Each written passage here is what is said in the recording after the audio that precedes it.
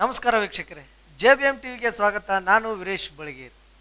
ಇಂದು ರಾಮದುರ್ಗದ ಹೊರವಲಯದಲ್ಲಿರುವ Shrimati IS Yadwad ಸರ್ಕಾರಿ ಪ್ರಥಮ ದರ್ಜಾ ಕಾಲೇಜಿನಲ್ಲಿ ಪತ್ರಗಾರ ಕೂಟ ಕಾರ್ಯಕ್ರಮ ಹಾಗೂ ರಾಜ್ಯ ಮಟ್ಟದ ಒಂದು ದಿನದ ಕಾರ್ಯಾಗಾರ ಹಾಗೂ ಐತಿಹಾಸಿಕ ಛಾಯಾಚಿತ್ರಗಳ ಪ್ರದರ್ಶನವನ್ನು ಏರ್ಪಡಿಸಿದ್ದು, ಈ ಛಾಯಾಚಿತ್ರಗಳ ಪ್ರದರ್ಶನ ಉದ್ಘಾಟಕರಾಗಿ ಪ್ರೊಫೆಸರ್ SG ಚಿಕ್ಕನರಗುಂದ ಅವರು ಆಗಮಿಸಿದ್ದರು. ಅದೇ ರೀತಿ ಈ ಕಾರ್ಯಕ್ರಮದ ಅಧ್ಯಕ್ಷತೆಯನ್ನು ಸರ್ಕಾರಿ ಯಾದವಾಡ್ ಕಾಲೇಜಿನ ಪ್ರಾಂಶುಪಾಲರಾದ ಡಾಕ್ಟರ್ MD ಕಮತ್ಗಿ ಸರ್ ಅವರು ಅಧ್ಯಕ್ಷತೆಯನ್ನು ವಹಿಸಿದರು. ಸಂಚಾಲಕರಾಗಿ ಶ್ರೀಯುತ ಇತಿಹಾಸ ವಿಭಾಗದ ಪ್ರಾಚಾರ್ಯರಾದ ಡಾಕ್ಟರ್ AB ಒಗ್ಗರ್ ಅವರು ಸಂಚಾಲನೆ ನಡೆಸಿದರು. ಅದೇ ರೀತಿ ಈ ಒಂದು ಕಾರ್ಯಕ್ರಮದ ವಿಶೇಷತೆ ಏನಪ್ಪಾ ಅಂತಂದರೆ, ಮುಂಬೈ ಕರ್ನಾಟಕಕ್ಕೆ ಸಂಬಂಧಿಸಿದ ಪತ್ರಗಾರ ದಾಖಲೆಗಳು, ಪೋರ್ಚುಗೀಸ್ ದಾಖಲೆಗಳನ್ನು ಹೊಂದಿರುವಂಥ ಡಾಕ್ಟರ್ ಬಾಲಾಜಿ ಶೆಣೋಯ್, ಕಾರ್ಯನಿರ್ವಾಹಕ ಸಹಾಯಕ ಸಂಪಾದಕರು, ಗೋವಾ ಗೆಜಿಟೇರಿಯನ್ ಮತ್ತು ಐತಿಹಾಸಿಕ ದಾಖಲೆಗಳ ಇಲಾಖೆ ಗೋವಾ, ಇವರು ಈ ಕಾರ್ಯಕ್ರಮಕ್ಕೆ ವಿಶೇಷ ಉಪನ್ಯಾಸಕರಾಗಿ ಆಗಮಿಸಿದರು. ಅದೇ ರೀತಿ ಮುಖ್ಯ ಅತಿಥಿಗಳು ಹಾಗೂ ಗೌರವಾನ್ವಿತ ಉಪಸ್ಥಿತಿಯನ್ನು ಶ್ರೀಮತಿ ಮಂಜುಳಾ ಎಲಿಗಾರ್, ಹಿರಿಯ ಸಹಾಯಕ ನಿರ್ದೇಶಕರು, ಪ್ರಾದೇಶಿಕ ಪತ್ರಗಾರ ಇಲಾಖೆ ಧಾರವಾಡ, ಇವರು ಆಗಮಿಸಿದರು. ಈ ಕಾರ್ಯಕ್ರಮದಲ್ಲಿ ಇವರು ಹಳೆ ಛಾಯಾಚಿತ್ರಗಳು ಹಾಗೂ ಪತ್ರಗಾರ ಇಲಾಖೆಗೆ ಸಂಬಂಧ ಒಂದು ವಿಶೇಷ ಕಾರ್ಯಕ್ರಮಗಳನ್ನು ನಡೆಸಿಕೊಟ್ರು. ಬನ್ನಿ ನೋಡೋಣ.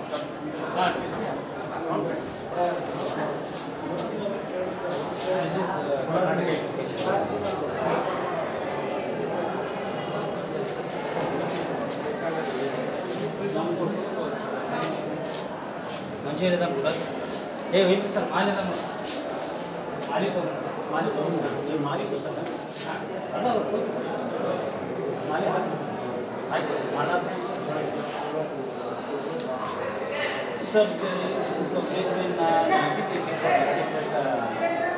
somewhere rank.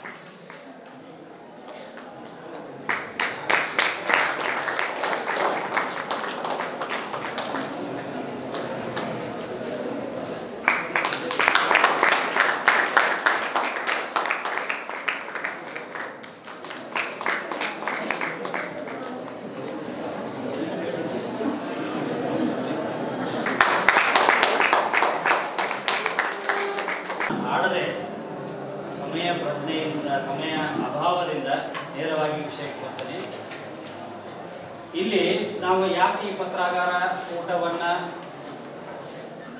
ಕೂಟದ ಅಡಿಯೊಳಗೆ ನಾವು ಕಾರ್ಯಕ್ರಮಗಳನ್ನ ಹಾಕೊಂಡಿವಿ, ಯಾಕೆ ನಮ್ಮ ಕಾಲೇಜೊಳಗೆ ಪತ್ರಾಗಾರ ಕೂಟ ರಚನೆ ಮಾಡೀವಿ ಅಂತಂದ್ರೆ, ಮೊದಲೇ ನಾವು ಧನ್ಯವಾದಗಳನ್ನ ಹೇಳಬೇಕಾಗಿದ್ದು ಕರ್ನಾಟಕ ರಾಜ್ಯ ಪತ್ರಾಗಾರ ಇಲಾಖೆ ಪ್ರತಿನಿಧಿಗಳಿದ್ರು ಮೇಡಮ್ ಅವರು ಇದ್ದಾರೆ. ಅವ್ರ ಇಲಾಖೆಯ ಉದ್ದೇಶ ಏನಿತ್ತು ಅಂತಂದ್ರೆ, ನಾವೆಲ್ಲರೂ ಎಲ್ಲ ಸೆಮೆಸ್ಟರ್ ಒಳಗೆ ಮೂಲಾಧಾರಗಳನ್ನು ಓದ್ತೀವಿ, ಸಾಹಿತ್ಯಿಕ ಓದ್ತೀವಿ, ಪ್ರಾಕ್ತನ ಶಾಸ್ತ್ರದ ಓದ್ತೀವಿ. ಆ ಸಾಹಿತ್ಯಿಕ ಮೂಲಾಧಾರದ ಎಲ್ಲಿಯೂ ಪತ್ರಾಗಾರದ ದಾಖಲೆಗಳು ಅನ್ನೋದನ್ನ ನಾವು ಮೂಲಾಧಾರ ಅಂತ ಕನ್ಸಿಡರ್ ಮಾಡ್ಕೊಂಡೇ ಇಲ್ಲ.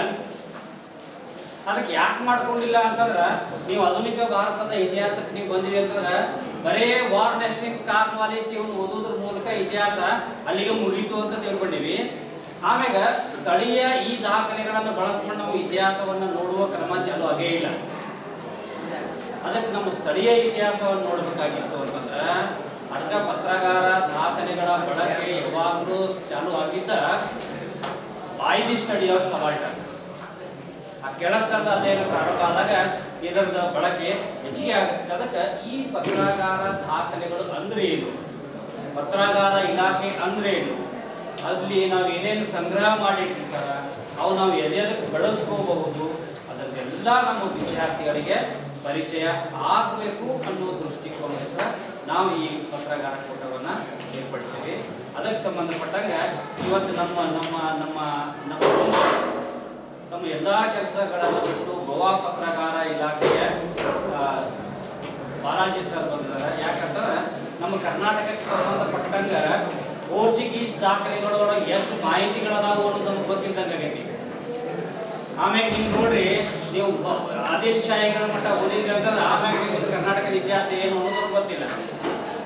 ಆ ದಿಶೆಯೊಳಗೆ ನಮ್ಮ ಕೆಲಸ ಆಗಬೇಕಾಗಿತ್ತು ಅಂತಂದ್ರೆ, ಫಸ್ಟ್ ನಾವು ಈ ಪತ್ರಾಗಾರ ಇಲಾಖೆಯಿಂದ ನಮ್ಗೆ ಏನೇನು ಲಾಭ ಅದಾವ, ಅದನ್ನ ಹೆಂಗೆ ಬಳಸ್ಕೋಬಹುದು, ಅದ್ರ ಮ್ಯಾಗ ನಾವು ಎಷ್ಟೊಂದು ರಿಸರ್ಚ್ಗಳನ್ನ ಸಂಶೋಧನೆಗಳನ್ನ ಕೈಗೊಳ್ಳಬಹುದು ಅನ್ನೋದನ್ನ ನಾವು ಪರಿಚಯ ಮಾಡೋದನ್ನ ಈ ಒಂದು ಕಾರ್ಯಕ್ರಮದ ಉದ್ದೇಶ. ನಮಗೆ ಇಬ್ಬರು ನಾವು ಮುಖ್ಯ ಅತಿಥಿಗಳನ್ನಾಗಿ ಕರ್ಕೊಂಡಿವಿ. ಇಬ್ಬರು ಉಪನ್ಯಾಸಕರು ಮತ್ತು ಇನ್ನೊಬ್ಬರು ಪತ್ರಾಗಾರ ಇಲಾಖೆಯ ಒಂದು ಅಧಿಕಾರಿಗಳಾಗಿ ಆಗಮಿಸಿದವರು ಮಂಜುಳಾ ಎಂಗಾರ್ ಅವರು. ಅವರು ಕೂಡ MA ಇತಿಹಾಸದೊಳಗೆ MA ಮುಗಿಸಿ ನಂತರ ಈ ಪತ್ರಾಗಾರ ಇಲಾಖೆ ಒಳಗೆ ಪತ್ರಪಾಲಕರಾದರು. ನಂತರ ಅವರ ನಿರ್ದೇಶಕರು, ಸಹಾಯಕ ನಿರ್ದೇಶಕರು ಆಗಿ ಕಾರ್ಯವನ್ನು ನಿರ್ವಹಿಸಕ್ಕೆ ನಾವು ಕಾಣ್ತೇವೆ. ಅದೇ ರೀತಿ ಇನ್ನೊಬ್ಬರು SR ನದಾಫ್ ಅಂತೇಳಿ ಅವರು ದೊಡ್ಡ ಭೇಟಿ ಅಂದಾನಪ್ಪನವರು ಮತ್ತು ಕರ್ನಾಟಕ ಏಕೀಕರಣ ಚಳುವಳಿ ಬಗ್ಗೆ PhD ಮಾಡಿ ಅವಾರ್ಡನ್ನು ಪಡ್ಕೊಂಡಂಥವ್ರು. ಇನ್ನು ಮುಖ್ಯವಾಗಿ ಅಂತಂದ್ರೆ ನಮ್ಮ ಬಾಲಾಜಿ ಸೆನ್ವಿ ಅವರು. ಈಗ ನಮ್ಮ ಕಡೆ ಏನು ಅಂತಂದ್ರೆ, ಈಗ ಯಾವುದಾದ್ರೂ ಒಂದು ವಿಷಯ, ಹೊಸ ವಿಷಯ ತಗೊಂಡು ನೀವು ರಿಸರ್ಚ್ಗೆ ಹೋದ್ರಿ ಅಂತ ತಿಳ್ಕೊಡ್ರಿ, ನಿಮ್ಗನ ಯಾವುದಾದ್ರೂ ಒಂದು ಪ್ರಾಜೆಕ್ಟ್ ಕೊಟ್ಟು ಇದ್ರ ಬಗ್ಗೆ ಮಾಡ್ಕೊಂಬರ್ರಿ ಅಂತ ಹೇಳಿ ನೀವು ಫಸ್ಟ್ ಸೋರ್ಸ್ ಏನು ಹುಡುಕ್ಬೇಕ್ರಿ ಅಂತ ಮಾಡ್ತೀರಿ.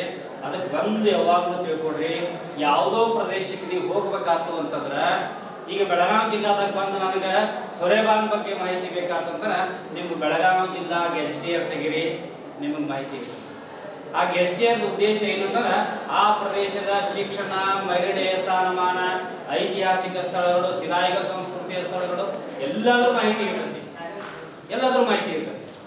ಗೆಜೆಟಿಯರ್ ನೀವು ಉದಾಹರಣೆ ನೋಡ್ತಿರಲ್ಲ, ಯಾವ್ದು ಅಪಾಯಿಂಟ್ಮೆಂಟ್ ಗೆಜೆಟಿಯರ್ ಹೊರಡಿಸಿದ್ರು ಅಂತೇಳಿ, ಗೆಜೆಟಿಯರ್ ಆ ಹುದ್ದೆಗೆ ಸಂಬಂಧಪಟ್ಟಂತ ಎಲ್ಲಾ ಮಾಹಿತಿ ಅದ್ರ ಕೊಟ್ಟಿರ್ತಾರೆ. ಹಂಗೆ ಬೆಳಗಾವಿ ಡಿಸ್ಟಿಕ್ ಗೆಜೆಟಿಯರ್ ಬಂದ್ರೆ ಜಿಲ್ಲೆಗೆ ಸಂಬಂಧಪಟ್ಟಂತ ಸಂಪೂರ್ಣ ಮಾಹಿತಿ ಅದ್ರೊಳಗಿರ್ತದೆ. ಇವನ್ ಮಳೆ ಎಷ್ಟು ಪ್ರಮಾಣದೊಳಗೆ ಆಗಬೇಕು ಅನ್ನೋದನ್ನ ಹಿಡ್ಕೊಂಡು ಸಹಿತ ನೀವು ತಿಳ್ಕೊಡ್ರಿ. ಸರ್ಕಾರದವರು ಪ್ರತಿ ವರ್ಷ ಅಂಕಿಅಂಶಗಳನ್ನ ಮತ್ತು ವರದಿಗಳನ್ನ ಪ್ರಕಟ ಮಾಡ್ತಿರ್ತಾರೆ. ಆ ಪ್ರಕಟ ವರದಿಗಳನ್ನ ಆಧರಿಸಿನ ಈ ಗೆಸ್ಟಿಯರ್ನ ರಚನೆ ಮಾಡಿರ್ತಾರೆ.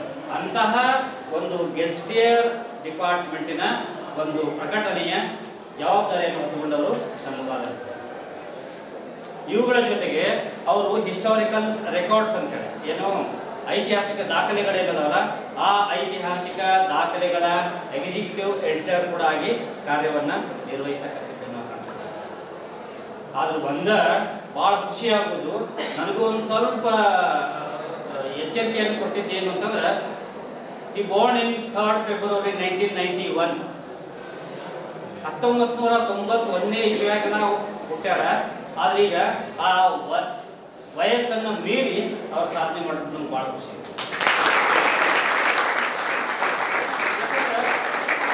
ಎಲ್ಲರೂ ಉಪಜೀವನಕ್ಕಾಗಿನ ನೌಕರಿಗೆ ಬರೋದೈತಿ. ಆ ಮನುಷ್ಯ ಈ ಸಣ್ಣ ಅವಧಿಯೊಳಗನ ಸಾಕಷ್ಟು ಕೆಲಸಗಳನ್ನ ಇವತ್ತು ಮಾಡ್ಯಾರ.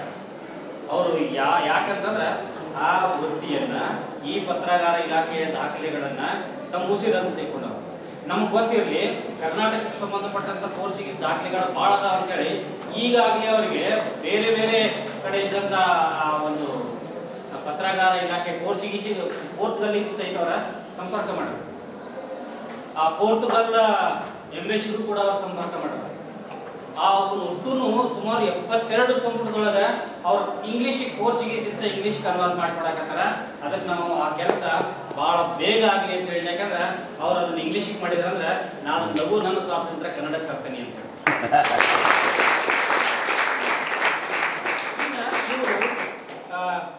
BA ಪೊಲಿಟಿಕಲ್ ಸೈನ್ಸ್ ಆನರ್ಸ್ ಮಾಡಿದ್ರು. ಆಮ್ಯಾಗ ಒಂದು ನೋಡ್ರಿ, ನಮಗೆ ಇವತ್ತು ಅವ್ರು ಯಾರಿಗೆ ಆತ್ಮ ಅಂತಂದ್ರೆ ಈ soul for history, but is post graduate in political science.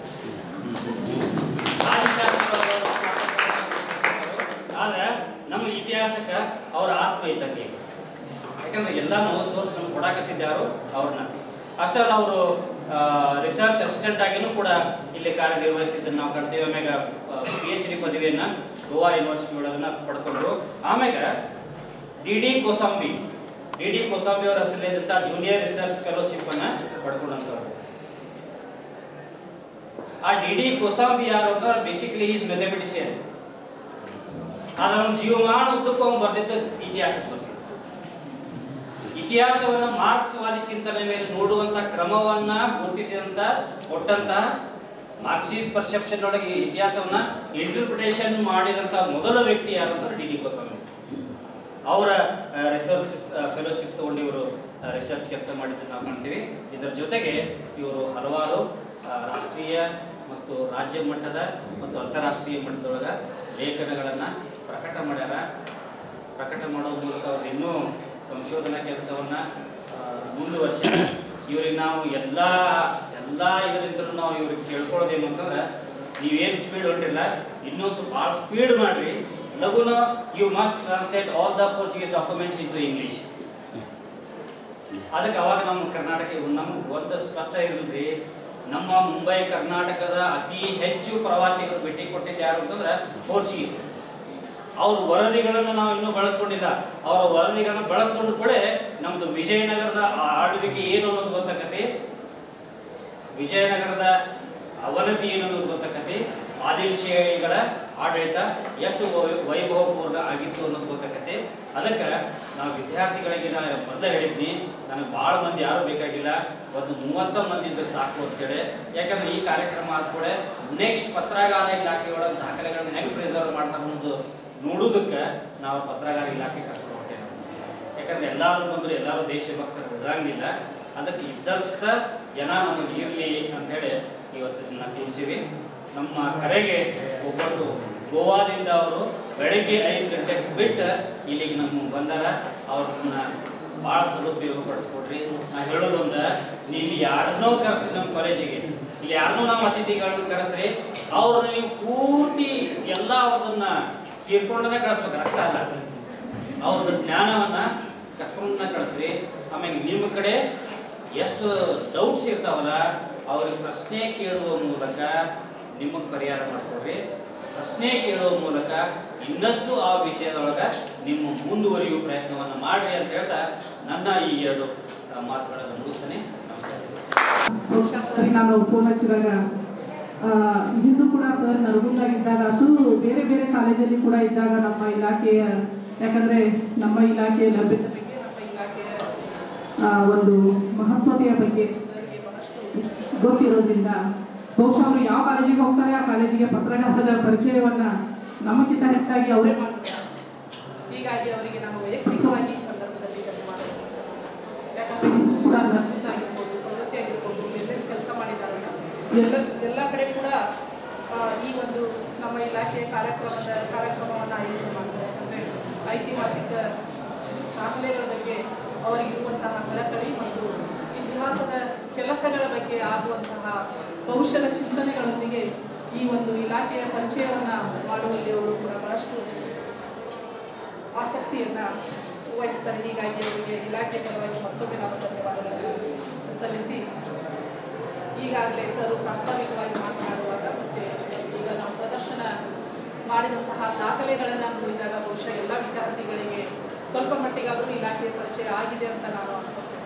ಯಾಕಂತಂದರೆ ಇವತ್ತು ಸರ್ ಅವರು ಈ ಕಾರ್ಯಾಗಾರದಲ್ಲಿ ಮುಂಬೈ ಕರ್ನಾಟಕಕ್ಕೆ ಸಂಬಂಧಿಸಿದ ಪತ್ರಗಾರ ದಾಖಲೆಗಳು ಹಾಗೂ ಮುಂಬೈ ಕರ್ನಾಟಕದ ಪತ್ರಗಾರ ದಾಖಲೆಗಳ ಲಭ್ಯತೆ ಬಗ್ಗೆ ಇದು ಆ್ಯಕ್ಚುಲಿ ಇವತ್ತು ಅವ್ರು ಸಬ್ಜೆಕ್ಟ್ ಕೊಟ್ಟಿದ್ದಾರಲ್ಲ, ಇದು ನಮಗೆ ಅಷ್ಟೇ ಅಲ್ಲ ನಮ್ಮ ಇಲಾಖೆಗೆ ಒಂದು ಮಾರ್ಗಸೂಚಿ ಅಂತ ಹೇಳೋದು. ಯಾಕಂತಂದರೆ ಇವಾಗ ಸಿಲೆಬಸ್ ಹೆಂಗೆ ಕಾಲೇಜಿಂದು ಸಬ್ಜೆಕ್ಟ್ ಸಿಲೆಬಸ್ ಹೆಂಗೆ ಸಿಲೆಬಸ್ಸು ಮತ್ತು ಕಾಲೇಜಿದ್ದು ಹೆಂಗೆ ನಮಗೆ ಒಂದು ವಿಶ್ವವಿದ್ಯಾಲಯ ಮಟ್ಟದೊಳಗೆ ಸಿಲೆಬಸ್ ಓದಿಸ್ತಾರಲ್ಲ, ಹಂಗೆ ಪತ್ರಗಾರ ಒಂದು ಸಿಲೆಬಸ್ ಓದಿಸ್ತೀವಿ ಅಂತ ನಾನು ಯಾಕಂದರೆ ಈ ಟಾಪಿಕ್ಗಳನ್ನು ಯಾಕಂದರೆ ನಮ್ಮ ಕರ್ನಾಟಕ ಪತ್ರಗಾರಕ್ಕೆ ಇದು ಬಹಳಷ್ಟು ಮಹತ್ವತೆ ಮತ್ತು ಇದರಿಂದ ನಾವು ಕೂಡ ಇಲಾಖೆ ಅಧಿಕಾರಿಗಳಾಗಿ ಇದರಿಂದ ತಿಳ್ಕೊಳ್ಳುವಂತಹ ವಿಷಯವಾಗಿದೆ. ಹೀಗಾಗಿ ಕೂಡ ಸಂಪನ್ಮೂಲ ವ್ಯಕ್ತಿಗಳಾಗಿ ಆಗಮಿಸಿದಂತಹ ಸರ್ ಅವರಿಗೂ ಹಾಗೂ ಸರ್ ಅವರು ಮತ್ತೊಮ್ಮೆ ನಾನು ಬಹುಶಃ ಪತ್ರಗಾರರಿಂದ ಪತ್ರಗಾರ ಇಲಾಖೆ ಕಾರ್ಯಕ್ರಮ ಸರ್ ಹೇಳಿದಾಗೆ ಐತಿಹಾಸಿಕ ದಾಖಲೆಗಳನ್ನು ಖಾಸಗಿ ಸಂಗ್ರಹದಲ್ಲಿರ್ಬೋದು ಅಥವಾ ಸರ್ಕಾರಿ ಸಂಗ್ರಹದಲ್ಲಿರ್ಬೋದು ಅಥವಾ ಇನ್ನಿತರ ಸಂಘ ಸಂಸ್ಥೆಗಳಲ್ಲಿರ್ಬೋದು ಸ್ಥಳೀಯ ಇತಿಹಾಸ ಅಂತ ನಾವು ಏನು ಹೇಳ್ತೀವಿ ಅದರ ಆಧಾರಿತವಾಗಿ ಮುಂದಿನ ಪೀಳಿಗೆಗೆ ಕಾಯ್ದಿರಿಸುವಂತಹ ಮಹತ್ವದ ದಾಖಲೆಗಳನ್ನು ಸಂಗ್ರಹ ಮಾಡಿ ಸಂರಕ್ಷಣೆ ಮಾಡಿ ಸಂಶೋಧನೆಗೆ ಒದಗಿಸುವುದು ನಮ್ಮ ಇಲಾಖೆಯ ಜವಾಬ್ದಾರಿ. ಈ ನಿಟ್ಟಿನಲ್ಲಿ ಕರ್ನಾಟಕ ರಾಜ್ಯ ಪತ್ರಗಾರ ಇಲಾಖೆ ಇದರ ಕಾನ್ಸೆಪ್ಟ್ ಯಾವಾಗಪ್ಪ ಅಂತಂದರೆ ಬ್ರಿಟಿಷ್ ಗೌರ್ಮೆಂಟಲ್ಲಿ ಕಲ್ಕತ್ತಾದಲ್ಲಿ ಪ್ರಪ್ರಥಮವಾಗಿ ಅವರು ದಾಖಲೆಗಳ ಕೊಠಡಿ ಅನ್ನುವಂಥದ್ದನ್ನು ಬ್ರಿಟಿಷರು ಪ್ರಾರಂಭ ಮಾಡ್ತಾರೆ. ಸುಮಾರು 2 ವರ್ಷಗಳ ಕಾಲ ಕಲ್ಕತ್ತಾದಲ್ಲಿ ಪತ್ರಗಾರ ಇಲಾಖೆ ಕಾರ್ಯನಿರ್ವಹಿಸಿ ಈಗ ಅದು ಡೆಲ್ಲಿಗೆ ಸ್ಥಳಾಂತರ ಆಗ್ತದೆ. ಈ ಡೆಲ್ಲಿ ಕೂಡ ರಾಷ್ಟ್ರೀಯ ಪತ್ರಗಾರ ಇಲಾಖೆ ನ್ಯಾಷನಲ್ ಅಫೇರ್ಸ್ ಡಿಪಾರ್ಟ್ಮೆಂಟ್ ಅಂತ ಹೇಳಿ ನಮ್ಮ ಭಾರತದ ಪತ್ರಗಾರ ಇಲಾಖೆ ಕೂಡ ಡೆಲ್ಲಿಯಲ್ಲಿದೆ. ಸುಮಾರು ನಮ್ಮ ಭಾರತಕ್ಕೆ ಸಂಬಂಧಪಟ್ಟಂಥ ವಿವಿಧ ರಾಜ್ಯದ ಮಹತ್ವದ ದಾಖಲೆ ಪತ್ರಗಳಾಗಿರ್ಬೋದು, ಸ್ಥಳೀಯ ದಾಖಲೆ ಪತ್ರಗಳಾಗಿರ್ಬೋದು, ಅದು ನಮಗೆ ಸರ್ಕಾರಿ ದಾಖಲೆ ಪತ್ರಗಳು ನಮಗೆ ಸಿಗ್ತವೆ.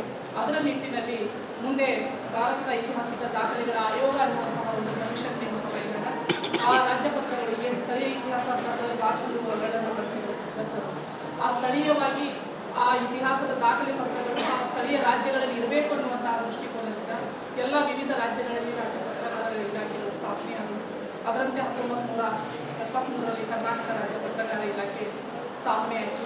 ನಮ್ಮ ಕೇಂದ್ರ ಕಚೇರಿ ಬೆಂಗಳೂರು ವಿಧಾನಸೌಧದಲ್ಲಿ ರಾಜ್ಯ ಪತ್ರಗಾರ ಇಲಾಖೆ ಕಾರ್ಯನಿರ್ವಹಿಸುತ್ತದೆ.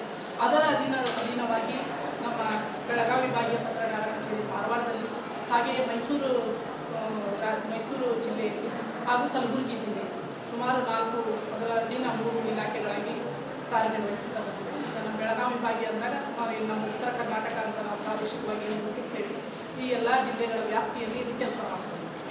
ಅದೇ ದಾಖಲೆಗಳನ್ನು ಸಂಗ್ರಹ ಮಾಡುವಂಥದ್ದು, ಸಂರಕ್ಷಣೆ ಮಾಡುವಂಥದ್ದು ಹಾಗೂ ಸಂಶೋಧನೆಗೆ ಒದಗಿಸುವಂಥದ್ದು, ಪ್ರಕಟಣೆ ಕಾರ್ಯವನ್ನು ಮಹತ್ವದ ದಾಖಲೆ ಪತ್ರಗಳಲ್ಲಿ ಸರ್ ಭಾಳ ಒಂದು ದೊಡ್ಡ ಕೆಲಸವನ್ನು ಮಾಡಿದ್ದಾರೆ. ಕಿತ್ತೂರು ದಾಖಲೆಗಳ ಮೇಲೆ ಸುಮಾರು 2 ವ್ಯಾಲೆನ್ಸನ್ನು ಸಲ್ಲಿಸಿದ್ದಾರೆ. ಅಂತಹ ರಿಲೇಟೆಡ್ ಆಧುನಿಕ ಇತಿಹಾಸಕ್ಕೆ ಸಂಬಂಧಪಟ್ಟಂತಹ ದಾಖಲೆ ಪತ್ರಗಳನ್ನು ನೋಡುವಂತಹ ಪ್ರಕಟಿತ ಕಾರ್ಯವನ್ನು ಕೂಡ ಇಲಾಖೆ ಮಾಡ್ತದೆ. ಈ ನಿಟ್ಟಿನೊಳಗೆ ದಾಖಲೆಗಳ ಪ್ರದರ್ಶನ ಆಗಿರ್ಬೋದು, ಕಾರ್ಯಾಗಾರಗಳಾಗಿರ್ಬೋದು. ಈಗ ನಮ್ಮ ಮುಂಬೈ ಪ್ರೆಸಿಡೆನ್ಸಿ ಇರೋದ್ರಿಂದ ಮೋಡಿ ದಾಖಲೆಗಳನ್ನು ಓದಬೇಕು, ಮರಾಠಿ ಕಲಿಬೇಕು ಅನ್ನುವಂಥ ದೃಷ್ಟಿಕೋನದಿಂದ ಇತಿಹಾಸ ವಿಭಾಗದ ಸಹಯೋಗದೊಂದಿಗೆ ನಾವು ಕರ್ನಾಟಕ ವಿಶ್ವವಿದ್ಯಾಲಯದಲ್ಲಿ ಮೋಡಿ ರೀತಿ ಡಿಪ್ಲೊಮಾ ಕೂಡ ಪ್ರಾರಂಭ ಮಾಡಿದ್ದೇವೆ ಹೋದ ವರ್ಷದಲ್ಲಿ. ಅದರ ಹಂತಕೊಂಡಾಗ ಆಸಕ್ತಿ ಇರುವಂಥವರು ಆ ಮೋಡಿ ಮರಾಠಿಯನ್ನು ಕಲಿಯುವುದರ ಜೊತೆಗೆ ನಮ್ಮ ಇತಿಹಾಸದ ಅರಿವನ್ನು ತಮ್ಮಿಂದಲೂ ಕೂಡ ಒಂದು ಅಳವಡಿಕೆ ಸಲ್ಲಬೇಕು ಅನ್ನುವಂತಹ ನಿಟ್ಟಿನಲ್ಲಿ ವಿಶ್ವವಿದ್ಯಾಲಯ ಪ್ರಾರಂಭ ಮಾಡಿದೆ. ಅದಕ್ಕೆ ನಮ್ಮ ಇಲಾಖೆ ಅನುದಾನ ಕೂಡ ಕೊಡ್ತಾ ಇದೆ. ಅದನ್ನು ಕೂಡ ಸದುಪಯೋಗಪಡಿಸಿಕೊಳ್ಳಬೇಕಂತ ನಾನು ವಿಶೇಷವಾಗಿ ವಿದ್ಯಾರ್ಥಿಗಳಲ್ಲಿ ಆ ಇತಿಹಾಸ ಆಸಕ್ತರಲ್ಲಿ ವಿನಂತಿಯನ್ನು ಮಾಡಿಕೊಳ್ತೇನೆ. ಜೊತೆಗೆ ಸರ್ ಹೇಳಿದಾಗೆ ಏನು ಸ್ಥಳೀಯ ಇತಿಹಾಸ ನಾವು ಕೇವಲ ಬರೀ ಪೇಪರ್ ಡಾಕ್ಯುಮೆಂಟ್ಸ್ ಮಾತ್ರ ಸಂಗ್ರಹ ಮಾಡೋದಿಲ್ಲ, ಮೌಖಿಕ ಇತಿಹಾಸವನ್ನು ಕೂಡ ನಾವು ಸಂಗ್ರಹ ಮಾಡ್ತೀವಿ. ಸ್ವತಂತ್ರ ಹೋರಾಟಗಾರ ಇರ್ಬೋದು, ಏಕೀಕರಣ ಚಳವಳಿ ಆಗಿರ್ಬೋದು. ಇಲ್ಲೇ ರಾಮದುರ್ಗದಲ್ಲೇ ಸರ್ ಸುಮಾರು 4 ವರ್ಷಗಳ ಹಿಂದೆ ನಾವು ಪಕ್ಕ ನಾವು ಲೈಫ್ ರೆಕಾರ್ಡ್ ಮಾಡ್ಕೊಂಡು ಸ್ವತಂತ್ರ ಹೋರಾಟಗಾರ ಎಷ್ಟೊಂದು ಇದ್ದ ರಾಮದುರ್ಗದ ಇತಿಹಾಸವನ್ನು ಎಷ್ಟು ಚೆನ್ನಾಗಿ ಭಾಳ ಏಜ್ ಆಗಿತ್ತು ಅವರಿಗೆ.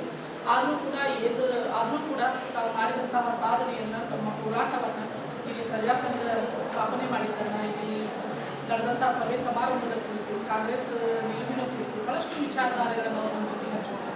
ಅಂದರೆ 150ಕ್ಕೂ ಹೆಚ್ಚು ಸಾಹಿತಿಗಳು, ಇತಿಹಾಸ ಆಸಕ್ತರು, ಸಮಾಜ ಸೇವಕರು, ಸ್ವತಂತ್ರ ಹೋರಾಟಗಾರರು, ವಿವಿಧ ಚಳವಳಿಗಾರರು ಅವರ ಮೌಖಿಕ ಇತಿಹಾಸವನ್ನು ಕೂಡ ಸಂಗ್ರಹ ಮಾಡಿ ನಮ್ಮ ಇಲಾಖೆ ವೆಬ್ಸೈಟ್ಗೆ ನಾವು ಕೊಟ್ಟಿದ್ದೇವೆ. ನೀವು ಕೂಡ ಅದನ್ನು ನಮ್ಮ ಇಲಾಖೆ ವೆಬ್ಸೈಟ್ ಓಪನ್ ಮಾಡಿದರೆ ಬಹುಶಃ ಮೌಖಿಕ ಇತಿಹಾಸವನ್ನು, ಅದೇ ಇವತ್ತು ಅವ್ರ ಪಟ್ಟಣವರಿಲ್ಲ, ಅವರು ಮಾತಾಡಿದಂತಹ, ಅವರು ಸೇರಿದಂತಹ ಸ್ಥಳೀಯ ಇತಿಹಾಸದ ಕುರಿತು, ಅವರ ಜೀವನ ಅವಧಿಯಲ್ಲಿ ಕಂಡಂತಹ ಹಲವಾರು ಸತ್ಯಾಗ್ರಹಗಳ ಕುರಿತು ಮಾಹಿತಿಯನ್ನು ನಮಗೆ ಕೊಟ್ಟಿದ್ದಾರೆ. ಅವನ್ನೆಲ್ಲ ನೀವು ಬಹುಶಃ ಕೆಲವೊಂದು ಲಿಖಿತ ರೂಪದಲ್ಲಿ ಬಂದಿರುತ್ತಿಲ್ಲ, ದಾಖಲಾಗಿರೋದಿಲ್ಲ, ಮೌಖಿಕವಾಗಿ ಉಳಿದುಕೊಂಡಿರ್ತಾರೆ. ಮತ್ತು ಸರ್ ಹೇಳಿದಾಗೆ ನಾವು ಹಲವಾರು ದಾಖಲೆಗಳನ್ನು ಕೇವಲ ಸುಮ್ಮನೆ ಹೋಗಿ ಸಂಗ್ರಹ ಮಾಡಿಕೊಟ್ಟಿದ್ದೀವಿ, ಅವ್ರನ್ನ ಹಲವಾರು ರೀತಿಯಿಂದ ಸಂರಕ್ಷಣೆಗಳನ್ನು ಕೂಡ ನಾವು ಮಾಡ್ತೀವಿ. ಇನ್ವೆಷನ್ ಮಾಡಬೇಕು, ಟಿಶ್ಯೂ ಲ್ಯಾಮಿನೇಷನ್ ಮಾಡ್ತೀವಿ, ಈ ಥರ ಹಲವಾರು ಕಾರ್ಯಚಟುವಟಿಕೆಗಳಲ್ಲಿ ಅವುಗಳನ್ನೆಲ್ಲ ಸಂಗ್ರಹ ಮಾಡ್ತೀವಿ, ಸಂರಕ್ಷಣೆ ಮಾಡ್ತಾ ಇದ್ದೀವಿ. ಜೊತೆಗೆ ಇವತ್ತಂತೂ ನಾವು ಸ್ಕ್ಯಾನಿಂಗ್ ಪ್ರೋಗ್ರಾಮ್ ಅಂತ ಮಾಡ್ಕೊಳ್ತೀವಿ. ಇನ್ನೂ ಕೂಡ ಸ್ಕ್ಯಾನಿಂಗ್ ಕೆಲಸ ಪ್ರಗತಿ ಹಂತದಲ್ಲಿದೆ. ಮುಂಬರುವ ದಿನಗಳಲ್ಲಿ ಆದಷ್ಟು ಬೇಗನೆ ಆದರೆ ನಿಮಗೂ ಕೂಡ ಇದಲ್ಲೇ ದಾಖಲೆಗಳು ಕೆಲಸ ನಮ್ಮ ಇಲಾಖೆಯಿಂದ ಆಗ್ತದೆ. ಆಮೇಲೆ ಜೊತೆಗೆ ನಾವು ಸರ್ ಅವರಲ್ಲಿ ಏನು ಅವರು ಸರ್ ಮಾತಾಡುವಾಗ ಹೇಳ್ತಾರೆ, ಪೋರ್ಚುಗೀಸ್ ದಾಖಲೆಗಳ ಬಗ್ಗೆ ಬಹಳಷ್ಟು, ಕನ್ನಡದ ದಾಖಲೆಗಳ ಬಗ್ಗೆ ಬಹಳಷ್ಟು ವಿಷಯಗಳನ್ನು ನಾವು ಇದು ಕೂಡ ನಮಗೆ ಒಂದು ಮಾಹಿತಿಯನ್ನು ಕೊಡ್ತಾರೆ. ದಯವಿಟ್ಟು ಒಂದು ಸರ್ ಅವರು ಒಂದು ಪ್ರಸ್ತಾವನೆಯನ್ನು ನಮ್ಮ ಇಲಾಖೆಗೂ ತೋರಿಸ್ತಾರೆ. ಯಾಕಂತಂದರೆ ಬಹುಶಃ ಅವರು ಗೋವಾದಲ್ಲೇ ಉಳಿದುಕೊಂಡ್ಬಿಟ್ರೆ ನಮ್ಮ ಕನ್ನಡದ ಹಲವಾರು ಇತಿಹಾಸ ಪುಟಗಳನ್ನು ಸೇರುವಂತಹ ಅಂಶಗಳು ಅಲ್ಲೇ ಉಳಿದುಕೊಂಡ್ಬಿಟ್ರೆ ಬಹುಶಃ ಅದು ನಮಗೂ ಕೂಡ ಒಂದು ಬೇಜಾರು ಸಂಗತಿ. ಹೀಗಾಗಿ ಆದಷ್ಟು ನಮ್ಮ ಕರ್ನಾಟಕಕ್ಕೆ ಸರ್ ಅವರು ಕನ್ನಡದಲ್ಲಿ ಭಾಷಾಂತರ ಮಾಡ್ತೇನೆ ಎಂದಿದ್ದಾರೆ. ಮಾಡಿಬಿಟ್ರೆ ಭಾಳ ಮುಂದಿನ ಸಂಶೋಧಕರಿಗೆ ಮತ್ತು ಇತಿಹಾಸದ ಆಸಕ್ತರಿಗೆ, ಇತಿಹಾಸ ವಿದ್ಯಾರ್ಥಿಗಳಿಗೆ ಬಹಳಷ್ಟು ಅನುಕೂಲಕಾರಿ ಆಗ್ತಿದೆ ಅನ್ನುವಂತಹ ನಿಟ್ಟಿನೊಳಗೆ ಬಹುಶಃ ಅದು ಒಂದು ಪ್ರಾಜೆಕ್ಟ್ ರೂಪದಲ್ಲಿ ನಮ್ಮ ಇಲಾಖೆಯ ಸಹಕಾರದಿಂದ ಆದರೂ ಕೂಡ ನಮ್ಮ ಇಲಾಖೆಗೂ ಕೂಡ ಒಂದು ದೊಡ್ಡ ಕೊಡುಗೆ ಇದೆ. ಈ ನಿಟ್ಟಿನೊಳಗೆ ಅದನ್ನೆಲ್ಲ ನಾವು ಮಾಡ್ಬೋದು. ಮತ್ತು ವಿಶೇಷವಾಗಿ ಹೀಗಾಗಿ ವೇದಿಕೆ ಮೇಲೆ ಎಲ್ಲ ನಾನು ಅಭಿನಂದನೆಗಳನ್ನು ಸಲ್ಲಿಸಿ ನಾನು ನಮಸ್ಕಾರಗಳನ್ನು ಸಲ್ಲಿಸ್ತೇನೆ. ಜೊತೆಗೆ ವಿದ್ಯಾರ್ಥಿ ಸ್ನೇಹಿತರು ಇರೋದ್ರಿಂದ ಬಹುಶಃ ರಾಮದುರ್ಗದ ಸುತ್ತಮುತ್ತ ಹಳ್ಳಿಗಳಿಂದ ತಾವೆಲ್ಲ ಬಂದಂಥವರಿಗೆ ಇಲ್ಲಿರುವಂಥವ್ರು ನಾವು ಅಂದ್ಕೊಂಡಿದ್ದೇವೆ. ಇನ್ನೂ ಏನೂ ಕಾಲ ಮುಚ್ಚಿಲ್ಲ. ಈಗಾಗಲೇ ನಾವು ಬಹಳಷ್ಟು ದಾಖಲೆ ಪತ್ರಗಳನ್ನು ಕಳೆದುಕೊಂಡಿದ್ದೇವೆ ಸ್ಥಳೀಯ ಇತಿಹಾಸಕ್ಕೆ ಸಂಬಂಧಪಟ್ಟಂತಹ. ಹೀಗಾಗಿ ಚಳವಳಿಗಳಾಗಿರ್ಬೋದು, ಹೋರಾಟಗಳಾಗಿರ್ಬೋದು, ಅಥವಾ ಇನ್ನಿತರ ಇತಿಹಾಸಕ್ಕೆ ದಾಖಲಾಗುವಂತಹ ಘಟನಾವಳಿಗಳಿರ್ಬೋದು, ಮೌಖಿಕ ಇತಿಹಾಸನೂ ಆಗಿರ್ಬೋದು. ಒಬ್ಬೊಬ್ಬರು ಯಾರಾದರೂ ಹಿರಿಯರಿರ್ತಾರೆ, ಒಳ್ಳೆಯ ಒಂದು ನಕಲಿ ಘಟನಾವಳಿಗಳ ಬಗ್ಗೆ ಹೇಳ್ತಾ ಇರ್ತಾರೆ ತಮ್ಮ ಹಳ್ಳಿಯಲ್ಲಿ, ಅವನ್ನೆಲ್ಲ ಕೂಡ ದಾಖಲು ಮಾಡುವಂತಹ ಕೆಲಸವನ್ನು ನಾವು ಇಲಾಖೆಯಿಂದ ಮಾಡ್ತೇವೆ. ದಯವಿಟ್ಟು ಅಂಥವು ಕಾಗದ ಪತ್ರಗಳು, ಸಂಘ ಸಂಸ್ಥೆಗಳು, ಮಠಮಾನ್ಯಗಳು, ಆಸಕ್ತರ ಬಳಿ ಇರುವಂತಹ ದಾಖಲೆ ಪತ್ರಗಳೇನಾದರೂ ತಮ್ಮ ಗಮನಕ್ಕೆ ಬಂದಿದೆ. ಅಲ್ಲದೆ ತಮ್ಮ ಮನೆಯಲ್ಲೂ ಕೂಡ ನಾಗೊಂದಿಗಳ ಮೇಲೆ, ಜಗಲಿ ಮೇಲೆ, ಸಂದಕದ ಮೇಲೆ ಬಹಳಷ್ಟು ದಾಖಲೆ ಪತ್ರಗಳು ಹಾಗೆ ಉಳಿದಿರ್ತಾರೆ. ದಾಖಲೆ ಪತ್ರಗಳು ಅದು ಇತಿಹಾಸದ ಅರಿವಿಲ್ಲದೆ ಅವನ್ನೆಲ್ಲ ನಾವು ಹೆಸರು ಬಿಡ್ತೀವಿ, ಹಾಳಾಗಿ ಹೋಗ್ಬಿಡ್ತಾರೆ. ಹೀಗಾಗಿ ಅವೆಲ್ಲ ಕಳೆದುಕೊಂಡ್ಬಿಟ್ಟಿದ್ದೇವೆ. ಇರುವಷ್ಟು ದಾಖಲೆಗಳಾದರೂ ನಮ್ಮ ಇಲಾಖೆಗೆ ಹೆಚ್ಚು ಸಂಗ್ರಹ ಆದರೆ ಪ್ರಾದೇಶಿಕವಾಗಿ ನಾವು ಸ್ಥಳೀಯ ಇತಿಹಾಸವನ್ನು ಓದಲಿಕ್ಕೆ, ಅಧ್ಯಯನ ಮಾಡಲಿಕ್ಕೆ ಸಾಧ್ಯ ಆಗ್ತದೆ ಮುಂದಿನ ಪೀಳಿಗೆಗೆ. ಈ ನಿಟ್ಟಿನೊಳಗೆ ನಿಮ್ಮಲ್ಲಿ ಏನಾದರೂ ಅಂಥ ಕಾಗದ ಪತ್ರಗಳು ಕಂಡು ಬಂದರೆ ಬಹುಶಃ ಸರ್ ಅವರು ಕೆಲಸಕ್ಕೆ ಅವ್ರು ನಮ್ಮ ಇಲಾಖೆಗೆ ಅವನ್ನ ತಂದುಕೊಡುವಂಥ ವ್ಯವಸ್ಥೆ ಮಾಡ್ತಾರೆ. ಹೀಗಾಗಿ ಅಂಥ ನಿಟ್ಟಿನಲ್ಲಿ ಕೂಡ ವಿದ್ಯಾರ್ಥಿಗಳು ಪಾಲುದಾರರಾಗಬೇಕು ಅಂತ ವೈಯಕ್ತಿಕವಾಗಿ ಮತ್ತು ಇಲಾಖೆ ಪರವಾಗಿ ತಮ್ಮಲ್ಲಿ ವಿನಂತಿ ಮಾಡಿಕೊಡ್ತಾ ನಾನು ಈ ಕಾರ್ಯಕ್ರಮದ ನಿಮಿತ್ತ ಆಗಮಿಸಿದಂತಹ ಸರ್ವರಿಗೂ ಹಾಗೂ ಕಾರ್ಯಕ್ರಮದ ಸಂಯೋಜಕರಿಗೂ ಹಾಗೂ ಈ ಕಾರ್ಯಕ್ರಮಕ್ಕೆ ಅನುವು ನೀಡಿದಂತಹ ಪ್ರಾಚಾರ್ಯರಾದಂತಹ ಕಮಿಟಿ ಸರ್ ಅವರಿಗೂ ತಮ್ಮೆಲ್ಲರಿಗೂ ಬೋಧಿಸಿ ಒಂದೆರಡು ಮಾತನ್ನು.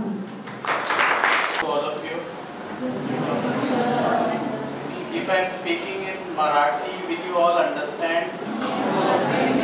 Hindi and English is fine. My Hindi is not so good, but I will try to sum up whatever I got to tell. I am from Goa. They all have told you. I don't know Kannada. मुझे कन्नड़ नहीं आती है, लेकिन यहाँ बैठ के जब मैं सुन रहा था तब मुझे ऐसा लगा कि मुझे कन्नड़ समझती है, क्योंकि ये जो भी कुछ बोल रहे थे I was able to understand because lot of words they were using, they were having some Marathi connection or Sanskrit words, and because of that I was able to connect with what they were speaking. Otherwise I would not have able to understand anything. of every language.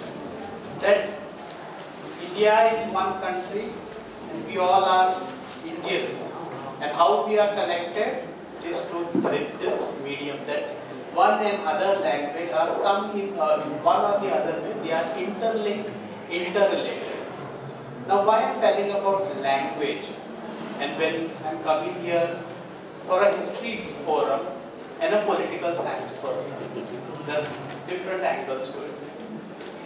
So about archives, so I will be talking about the historical sources about studying archival material in reconstructing the history of Karnataka or rewriting the history of Karnataka, how it is helping.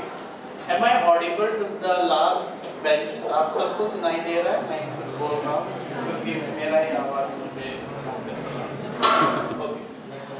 So my entire lecture will be into 3 parts. First, I will tell you about the historical archives of Goa. Then I will tell you about what are the records we are having in the archives. And the third part is an important concept of this, that how these records will help you all to rewrite the history. आप सबको तो history of Karnataka पढ़ाई जाती है यहाँ पे school में, higher secondary college में. So why, what new history you are going to learn? What new history you are going to write? See, let us all understand that we are in a place where we are staying. We have to understand the history of that place. आप जहाँ पे रह रहे हैं उस स्थल के बारे में आपको जानना बहुत जरूरी है. When you know about your own people, when you know about your own land, you will be able to understand the society at large. You will be able to understand the nation at large. So इस वजह से आपको अपना इतिहास जानना जरूरी है. If you understand your own history, then you will not commit those mistakes which our forefathers must have committed. That's why understanding history is very important. And to understand history based on facts, based on records, is more important. मैं यहाँ पे आके कुछ भी बोल जाऊँ, you have to question me that आपको यह कहाँ मिला, where you have got this, on what basis you are telling all this history or telling this story. The story is all about us, and it is based on facts, and that's why it is history. And what are the facts? Madam was telling, there are different types of sources. Archival sources, they are in written form. There are inscriptions. There are the folk tales, the Maukik Sahitya, or whatever we have the cultural activities in the villages or in the folk form. They are telling you some history, they are telling you some narratives. अब जब भी यहाँ पे कोई उत्सव होता है, वहाँ पे एक यूनिक, वहाँ पे कोई रिसाइट कर रहा होगा अपने बारे में. You must listen those things, try to document those things, because they are telling oral history, and oral history is also part of reconstructing history. And based on oral tradition, you can connect. Because when I visited one particular event, Veerabhadra, that's a folk event which is happening in Sangye Taluka of Goa, which is adjacent to Karnataka border, and Ponda Taluka, which is in the central place of Goa. So when I visited this Veerabhadra, I could listen some poems which they were singing. They were telling the history or narration, and they were using Kannada words. They were using lot of Kannada words that shows that Kannada influence was there. Why Kannada influence was there? Because the Kadambas were ruling over Goa and Kadambas were from Karnataka. So in that way, how this cultural development has developed over the period of time, you could understand from that folk event or the folk dance which was happening, and through the narration which that particular Veerabhadra was telling, you could reconstruct some historical findings. He was telling you about an event of a king who is related to Kadamba. Similarly, there is a folk tale in the in a Chandrapur village, this modern day Chandor, which is connected to Honavar. So that was of the 12th to 13th century. You can connect when you have the inscription and when you have this folk narrations. You can relate all those things and you can produce those facts. So those facts are very important. That's why Madam was telling you inscriptions are very important. You have a good department of Kannada where Hale Kannada is also taught. We don't know Hale Kannada and we have inscriptions in Hale Kannada which people have not read about. We don't know what the history is containing in those inscriptions. That's why understanding the script is important. That's why I started with language. And language is connected to history. Every subject is interconnected. You may like one subject or other, but all connections are there. I studied political science. So how political science is connected to history? I am political history. We have to document. एक राजा आया, उसने दूसरे राजा को कैसे मार गिराया, ये कहाँ पता चलता है? इंस्क्रिप्शन में लिखा है. So then you have to reconstruct the political history, the social history, the linguistic, cultural aspect of that particular region. So all these things are very important aspects in understanding history. Now, how archives, पुराभिलेख जिसको हम बोल रहे हैं, अभिलेख जो है, अभिलेख I feel that they are more of a inscriptional form, and पुराभिलेख they are manuscripts, or the हस्तलिखित in Marathi we say manuscripts, you say हस्तलिखित. So जो manuscripts है, they tell you about the written records. Now written records are also they have been documented by a political the ruler. They have been documented by the scribe of the ruler. जो राजा था उनका जो लिपक था, जो कोई लिखता था उनका इतिहास, उन्होंने जो लेटर्स लिखे होंगे वो सब अभी पुराभिलेख हमारे आर्काइव्स में है. Now I am coming from Goa. I am working in Goa archives. The Department of Archives was one of the oldest archives in South Asia, established in 1595 AD. 1595 Common Era. 1595 till date we are functioning for the last 400 years continuously. So I am from that tradition of Diogo Couto, who was the first archivist, and today I am the archivist in front of you. Now how archives was established? See, Portuguese came to Goa in 1510. They captured the modern day Tiswadi Taluka, the present day where you have the Pangim city, the capital city of Goa. They captured the whole Goa. That time it was the main habitat. When they captured Goa, suddenly they started conquering the remaining part from the Alisha of Bijapur. And then over the period of time they realized, and they were continuously sending daily reports. They were, one thing we have to admire about the Portuguese is they were good record keeper. We were record keeper, but not in the written form. We were keeping our records, the Maukik Sahitya or the oral tradition what we are having, we were passing on this through generation to generation through various folk forms. So we were also a record keeper, but generation to generation we were passing the history through oral tradition. But they were writing everything, noting down each and everything. Whatever good thing they did, whatever bad thing they did, they wrote it. Whatever it is. Even they lost a battle, they wrote about it. Even they won a battle, they used to write about it. So they used to document each and every aspect. When they were documenting everything, they were sending it to their headquarters in Lisbon, because Goa was the base. They were sending everything to Lisbon. They felt that over the period of time that it is becoming too many records, and because of that they thought that we have to compile everything and we have to keep it in Goa, one copy, and keep the originals, whatever they are sending in the Lisbon archive. So whatever they were making in Goa, in 1595, the king of Portugal, João III, he felt that there is a requirement of a record keeper, official record keeper in Goa. and Diogo de Couto was appointed on 25th February 1595 as the first record keeper. And with this, the Department of Archives started. It was not Department of Archives then. They have named that department as Arquivo Histórico do Portuguese was there. Naturally, they made it in the own language. Arquivo means archives. Touro means tower. Tombo, it's a volume of tower. Touro do Estado da India. It is the state of India, but the state in India they used to make it.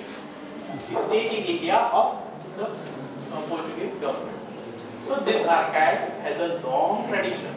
The Diogo de Couto was given the first task by the king to compile all the volumes, whatever records they have created from 1510 onwards. 10 years का एक ग्रंथ बनाने का उनको बोला था. So they were making volume. He was making volumes, and when he was making volume, he compiled everything, all the document, and he published it. Dekadish, उस volume का नाम Dekadish, volume 1, volume 2, volume 3. Dekadish means a decade. Decade. 10 साल का जो इतिहास उन्होंने ग्रंथ के स्वरूप में प्रकाशित किया, वो Dekadish आज आर्काइव्स में अवेलेबल है. And from 1595 onwards, he classified everything and he maintained those records as per the record series. A record series I will explain you in detail.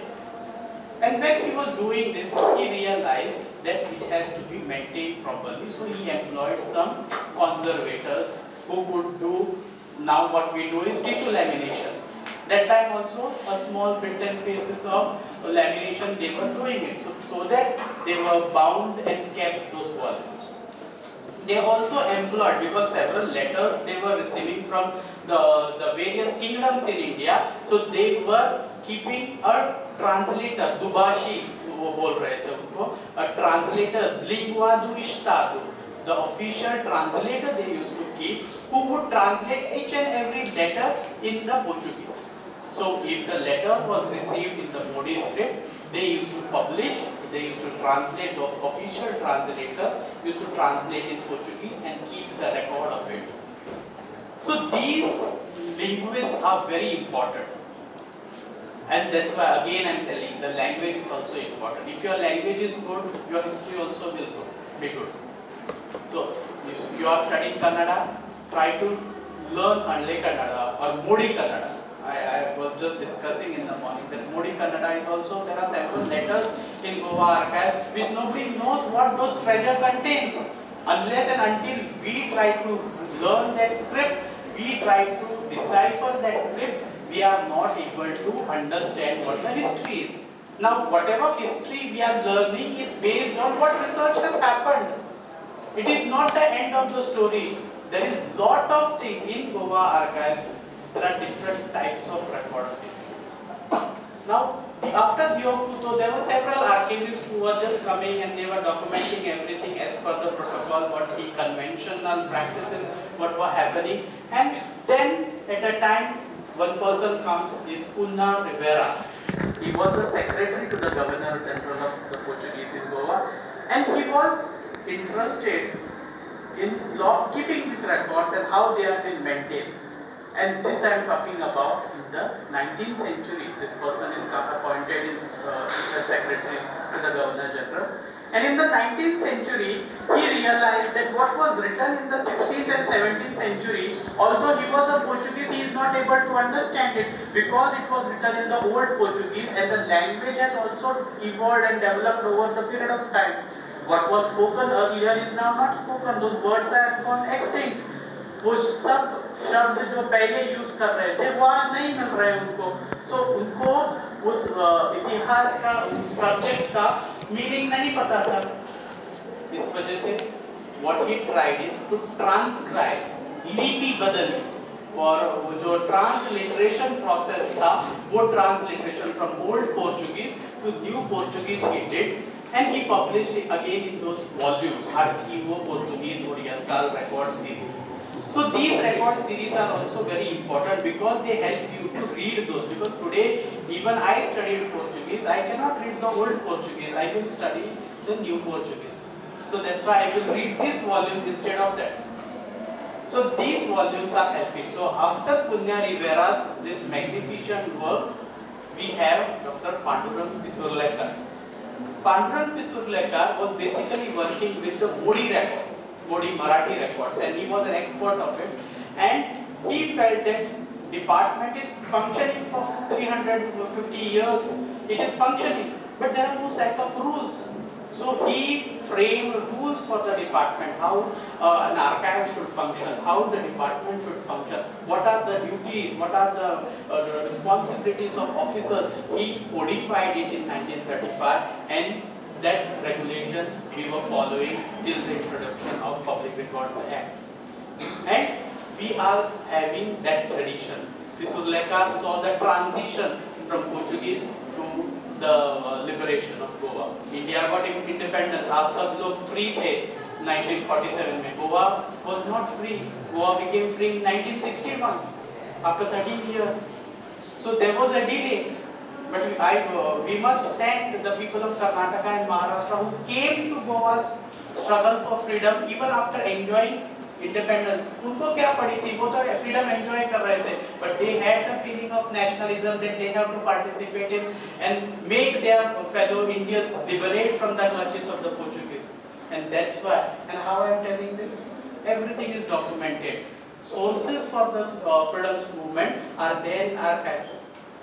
And these sources tell you how people of Karnataka have participated in Goa's struggle for freedom. How from the borders of Karwar, borders from this Londa, Kesarlok, that side, how they were entering through the forest, thick forest area to Goa to do satyagraha. They were offering satyagrahas in Goa. So these movements, it is telling you about the history, and they have been documented by the Portuguese, and they have kept. Portuguese, you have to interpret the document and understand it. They have used the term as terrorist to this nationalist. Today, for whom we are the freedom fighters, they have called them as terrorists because they were terrorists for the Portuguese nationality. Because they were creating terror in the minds of the Portuguese administration that they have to go away from Goa. So when we are writing, we are studying the history, we have to, with the help of those sources, we have to rewrite our own history the way we understand it and not the way they understood it.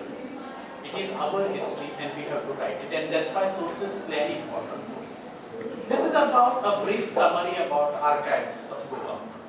Let me come to the second aspect. What are the sources? What are the record series in the archives? Now, there are different types of archives. In Karnataka archive, there will be a private collection, public records, the records from various departments. Now, we have the oldest archives. That time, the departments were not there. So, how the records were kept? Now, various records, letters which the Portuguese wrote to the neighboring kings, neighboring kingdoms, or the letters received from them were documented in a series. And those series were called Reis Vigilius. That is the records related to the neighboring kings. Secondly, all the letters they were receiving, all irrespective of anything, all matters, diplomatic, political, military, social, economic, trade, relation, everything. All these records, whatever they were receiving, chronologically they were maintaining it, and they were sending copies of those letters to the Portuguese, Portugal, their king and the administration there, and they were bound and kept, and they are Monções do Reino series. Now, Monções do Reino series means monsoon correspondence. Now, why this monsoon correspondence? क्यों रखा होगा इनका नाम monsoon correspondence? Any idea? कोई बता सकता है? जो archives में थोड़े records हैं, 450 volumes है, जो 1590 से 1820 तक का इतिहास बताते हैं, उन record series को monsoon correspondence क्यों बोलते हैं? किसी को idea है? Any? आप बता सकते हैं कुछ भी? Wrong भी हो जाए, कुछ problem नहीं. Why they were called monsoon correspondence? As the title says, monsoon में जो लिखे हुए थे, मतलब बारिश के सीजन में गोवा से शिप्स पोर्चुगल नहीं जाते थे. So इस वजह से they used to compile everything and send it in September. And whatever Portuguese they used to send, so they were writing it during the monsoon and they were sending it after the retreat in September. So that's why these record series are called monsoon correspondence. Then there are cartas patentes alvaras, so various royal letters with the king of the Portugal wrote to various kings in Goa. They are maintained separately. Portuguese came to Goa with two aspects. Trade relation was one, and spreading Christianity was another. So the letters of how the people who were converted were not following their religion, the Christianity they were not following. So for the new convert, there were separate instructions were given. So they are kept separately. So they were having a lot of trade related activities with Macau, Timor. They are Southeast Asian countries, so they were having their trade and commerce activities with all these countries. They were making separate series, and these Macau series are also there. Records related to Timor, country-wise records we are having, and your own interest is Karnataka. We have Canara records. So Portuguese had the trade relations with the Canara coast mostly, and that's why we have a separate record series called Livro de Canaration, so the books of Canara. And these records talk about the factories which the Portuguese established near the various ports on the Canara coast, from Karwar, Bhatkal till Ullad. They used to have different fortresses or the factories they had established, and they were functioning from there. At times they were controlling they had the monopoly of the trade over the Arabian Sea. The entire trade of everyone, they used to control it, and they used to issue permits to every ship, and those permits are kept in a separate series called cartazes. Cartazes means the permits issued by the Portuguese government for traveling through the ship. If any ship was not having this particular cartazes, they were not allowed to sail through the Arabian Sea. And in the cartazes, one of the condition was Portuguese का सबसे बड़ा दुश्मन था वो Arab countries. So they used to write it clearly that you should not have any trade relation with the Arab countries. So this was the main criteria, and for issuing this carta, आपको अगर cartas चाहिए तो आपको कुछ पैसे जमा करने थे. So the receipts of this was the major source of revenue for the Portuguese and their establishment in Goa. So the economic activities flourished. And when this trade so pepper Europe में चाहिए, तो इस वजह से Portuguese यहाँ से कम दाम में खरीदते थे कैनरा कोस्ट से, और वहाँ पे जाके बड़े दाम में बेचते थे.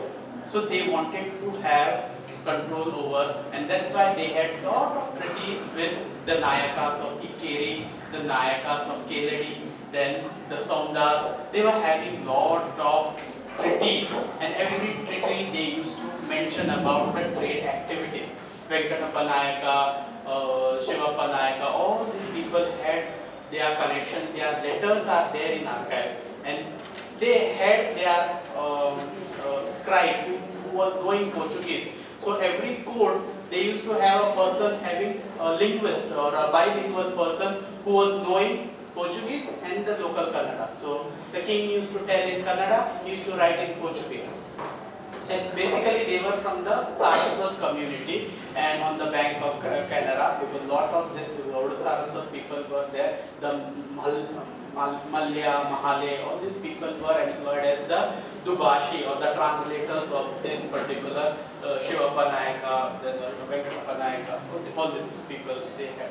Then we have recently come across some records which I was also mentioning to your professor when he visited Goa archive, that Queen of Ullad, the Appakar Rani first, had protested against the Portuguese, and the Portuguese were afraid of her. They didn't attack later on Ullad. So records are also testimony that this history is not being taught anywhere. This history nobody knows. People have to work on this. People have to write about it. Shivappa Nayak, there are shasans of what are they? There are inscriptions of Shivappa Nayak.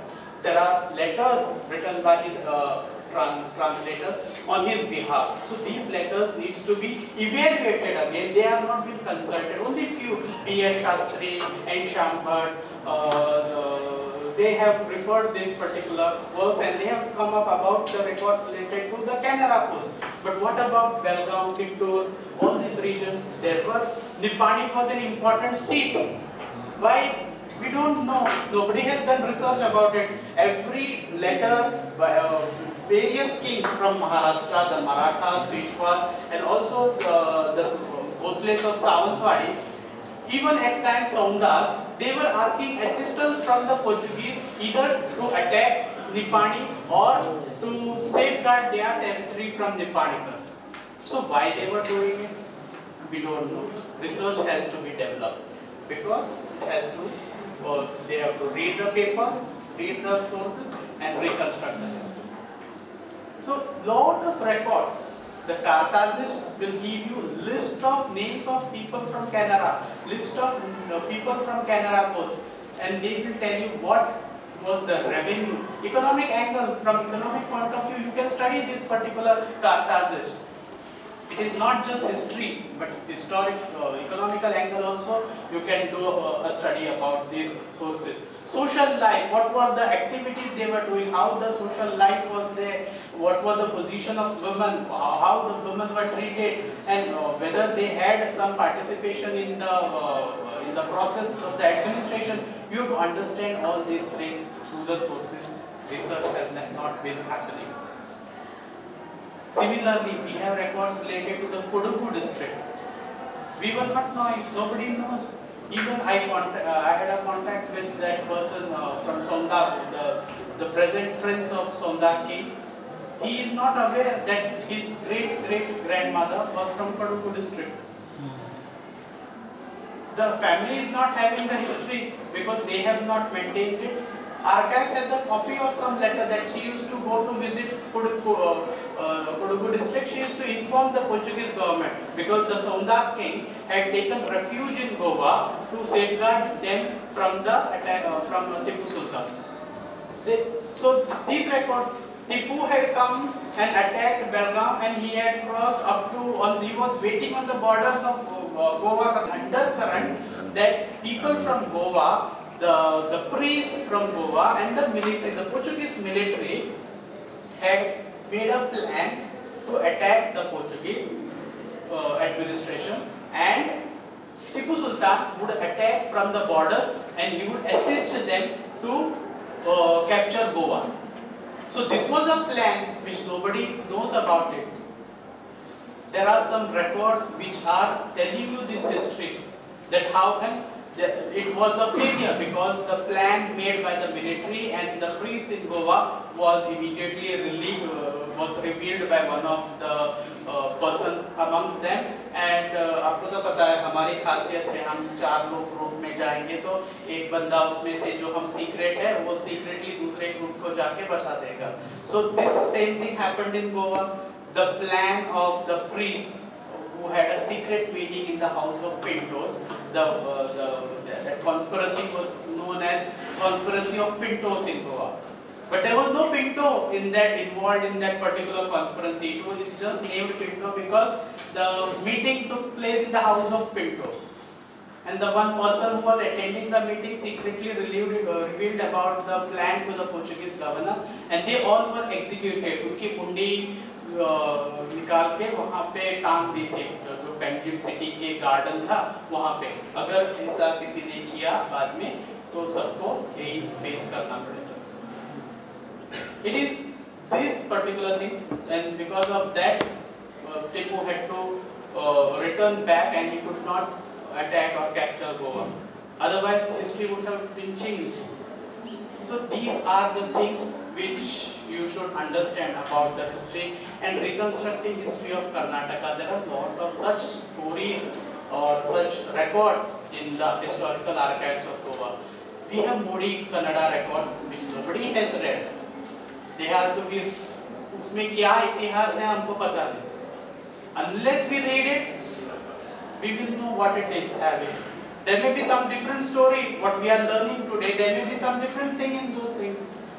So that's why archival records are very important, but very limited importance is given. I don't know for what reason, but we have to discuss this as an educationist and as an archivist. We have to sit together in the new education policy. I think there will be some more interactive programs in the new education policy which the government is introducing, where you have to have practical component. History पढ़ना है तो archives में जाना पड़ेगा. So archives will also have to come भी वहाँ पे आराम से बैठेंगे, क्योंकि कोई नहीं आ रहा है archives में. अगर आप आएंगे तो अब हम जागेंगे कि हाँ इनको तो कुछ चाहिए, इनको चाहिए तो हमको ढूंढना पड़ेगा. So we will also work. When we will work, when people will come. आपको जब सर असाइनमेंट देते हैं तो क्या करते हैं, गूगल में जाते हैं, विकिपीडिया डाउनलोड टू विकिपीडिया से कॉपी पेस्ट होता है. See, assignments are basic thing. Why they have been taught? They are research components. They tell you to do research further, and research will give you a different satisfaction because आपने कुछ अलग सा ढूंढा होगा, आपको एक अलग सा महसूस होगा कि आपने कुछ नया ढूंढा है. So when you read 2-3 books, every end of the book, have you seen some footnotes, endnotes? आपने देखा होगा, सर की PhD thesis रहेगी, वहाँ पे उन्होंने बहुत सारे references डाले हैं, बहुत सारे references archives में से हैं. क्यों archives में से हैं? क्योंकि primary source. मैं एक किताब निकालूंगा archives के ऊपर और आप उस पे assignment लिख डालेंगे. मैं तो कुछ भी लिखूंगा. Will you all accept it? You have to go to the primary sources. मैंने जो footnote में लिखा है कि I am writing this based on this particular evidence which is available in historical archives of Goa. Go to historical archives of Goa. Whether I am writing that page number so and so है या नहीं, ये क्यों पता चला ना? मैंने मेरे टीचर का एक आर्टिकल पढ़ा. टीचर को तो जब सवाल पूछे तो उन्होंने कहा फुटनोट्स में दे दीजिए, देख लीजिए. सो फुटनोट्स में वहाँ पे रेफरेंसेस थे. जो रेफरेंसेस मैं लाइब्रेरी गया तो वहाँ पे लिखा वो दूसरा बुक से लिया था, वो वाला जो रिसर्च किया वो दूसरा बुक से. दूसरा बुक में वहाँ पे उन्होंने आर्काइव्स का रेफरेंस दिया. तो मैं आर्काइव्स में तो पेज कहाँ से आया? क्या होता है कि एक आदमी गलती से कुछ टाइप करता है. मैं नहीं बोल रहा कि उन्होंने नहीं रिसर्च किया है, रिसर्च किया है, लेकिन टाइपिंग एरर हो सकता है, प्रूफ रीडिंग नहीं हुआ था. सो इस वजह से वो तो गलत छापा, इस वजह से दूसरा आदमी जो वो बुक पढ़ के जो लिखा उसका भी गलत हो गया. इस वजह से going to the primary sources is an important thing, and that's why visiting archives. I'm just publicizing archive because so that people will go to Karnataka archive and they will also come to Kerala and Goa archives for their advanced researches. So this is about a brief story about archives, records related to the Canara, the Karnataka, and how these records will help. You can start with the freedom fighters. There will be many people in your locality who must have participated in India's struggle for freedom or Goa's struggle for freedom, because Belgaum से वहाँ पे बहुत सारा association था. They used to raise funds. So these records you can document it. Right, start writing assignments. आप बाद में publish कर सकते हैं वो article. Show to it to your sir अगर कुछ ऐसा इतिहास, क्योंकि when you document your own history, that will be part of the gazetteer later on, that will be part of the history later on. If we don't document, it will be gone for ages. हम आज बोल रहे हैं ना कि हाँ हो सकता है शिलाहार ऐसा हो सकता है, शिलाहार डायनेस्टी ने ऐसा किया, कदम्बा ने ऐसा किया, वैसा किया. What we are saying, only 1 or 2 inscriptions are there that they are telling that they have ruled from this period to that period, they have given grants to this particular person, that particular person, but we are not able to get the more details because chronicles was not there, they were not writing. और जिन्होंने इतिहास लिखा वो तो अपने राजकर्ता के बारे में बढ़ा चढ़ा के लिखा है. So उन्होंने लेटर्स वगैरह कुछ डॉक्यूमेंट नहीं किया. They have just praised their masters and they have documented biographies. That is also a wrong way of writing history. History has to be through research based on facts, and for facts, archives plays an important role. Museum is also playing an important role. Museum में आप जाएंगे तो वहां पे आपको मूर्तियां दिखेंगी, कुछ पुराना सामान दिखेगा, but they are telling you about which century they belong to, which period they belong to. उस समय की मूर्ति शास्त्र कैसा था, वो and how it has changed over the period of time and what were they were follow. ಮೊದಲಿಗೆ ಈ ಒಂದು ಕಾರ್ಯಕ್ರಮದಲ್ಲಿ ಒಂದು ವಿಶೇಷ ಉಪನ್ಯಾಸವನ್ನು ನೀಡಲಿಕ್ಕೆ ಅವಕಾಶ ಕೊಟ್ಟಿರತಕ್ಕಂತ ಮಹಾವಿದ್ಯಾಲಯದ ಪ್ರಾಚಾರ್ಯರಿಗೂ ಹಾಗೂ ನನ್ನ ವಿದ್ಯಾಗುರುಗಳಾಗಿರ್ತಕ್ಕಂಥ ಒಗ್ಗರ ಗುರುಗಳಿಗೆ ನನ್ನ ನಮಸ್ಕಾರವನ್ನು ತಿಳಿಸ್ತೀನಿ. ಯಾಕಪ್ಪ ಅಂತಂದ್ರೆ ಈ ಒಂದು ದಿನ ಈ ಒಂದು ಕಾರ್ಯಕ್ರಮದಲ್ಲಿ ನನಗೆ ಭಾಗವಹಿಸಲಿಕ್ಕೆ ಅವಕಾಶ ಸಿಕ್ಕಿದೆ ಅನ್ನೋದಕ್ಕಿಂತ ಇಲ್ಲಿ ಭಾಗವಹಿಸಲಿಕ್ಕೆ ನಾವು ಈ ಒಂದು ಕಾರ್ಯಕ್ರಮದಲ್ಲಿ ಭಾಗವಹಿಸಲಿಕ್ಕೆ ಬಂದಿದ್ದೀನಿ ಅಂತಂದ್ರೆ ಅದಕ್ಕೆ ಮೂಲ ಕಾರಣ ಅಂತಂದ್ರೆ ಅಂದ್ರೆ ನಾ ಈ ಒಂದು ವೇದಿಕೆಯನ್ನು ಪಡಿಲಿಕ್ಕೆ ಕಾರಣರಾಗಿರ್ತಕ್ಕಂಥವ್ರು ನನ್ನ ಗುರುಗಳಾಗಿರ್ತಕ್ಕಂಥ ಒಗ್ಗರ ಗುರುಗಳು. ಯಾಕಪ್ಪ ಅಂತಂದ್ರೆ ಇದಕ್ಕಿಂತ ಮೊದಲು ಅಪ್ಪಣ್ಣ ಅಂತಕ್ಕಂಥ ಹೆಸರು ನನ್ನ ಒಂದು ವಿದ್ಯಾರ್ಜನೆಗೆ ಮೂಲ ಕಾರಣವಾಗಿರ್ತಕ್ಕಂಥದ್ದು. ಡಿಗ್ರಿ ಹಂತದೊಳಗನೆ ನನ್ನ ಕಾಲೇಜು ಶಿಕ್ಷಣವನ್ನು ಮೊಟಕುಗೊಳಿಸಿದಂಥವು ನಾನು. ಅದಕ್ಕೆ ಮೂಲ ನನ್ನ ಆ ಹಂತಕ್ಕೆ ತಂದಂಥವ್ರು ಅಪ್ಪಣ್ಣ ಹಂಜೆ ಗುರುಗಳು. PhD ಹಂತಕ್ಕೆ ಬಂದ ನಂತರದೊಳಗೆ ಆ ಒಂದು ಕಾರ್ಯವನ್ನು ಮುಂದುವರಿಸಲಿಕ್ಕೆ ನನಗೆ ಎಲ್ಲ ತರದ ಸಹಾಯ ಸಹಕಾರ ನೀಡಿದಂಥವ್ರು ಅಪ್ಪಣ್ಣ ಒಗ್ಗರ ಗುರುಗಳು. ಇನ್ನು ಈ ಮುಂಬೈ ಪತ್ರಾಗಾರ ದಾಖಲೆಗಳ ಲಭ್ಯತೆಯ ಕುರಿತಾಗಿ ಹೇಳ್ಬೇಕಂತಂದ್ರೆ ಆ ಒಂದು ಪತ್ರಾಗಾರ ದಾಖಲೆಗಳನ್ನ ವೀಕ್ಷಣೆ ಮಾಡಲಿಕ್ಕೂ ಕೂಡ ನನಗೆ ಅವರ ಅವಕಾಶ ಸಿಕ್ಕಿರ್ತಕ್ಕಂಥದ್ದು ಕೂಡ ನನ್ನ ಒಗ್ಗರ ಗುರುಗಳಿಂದ.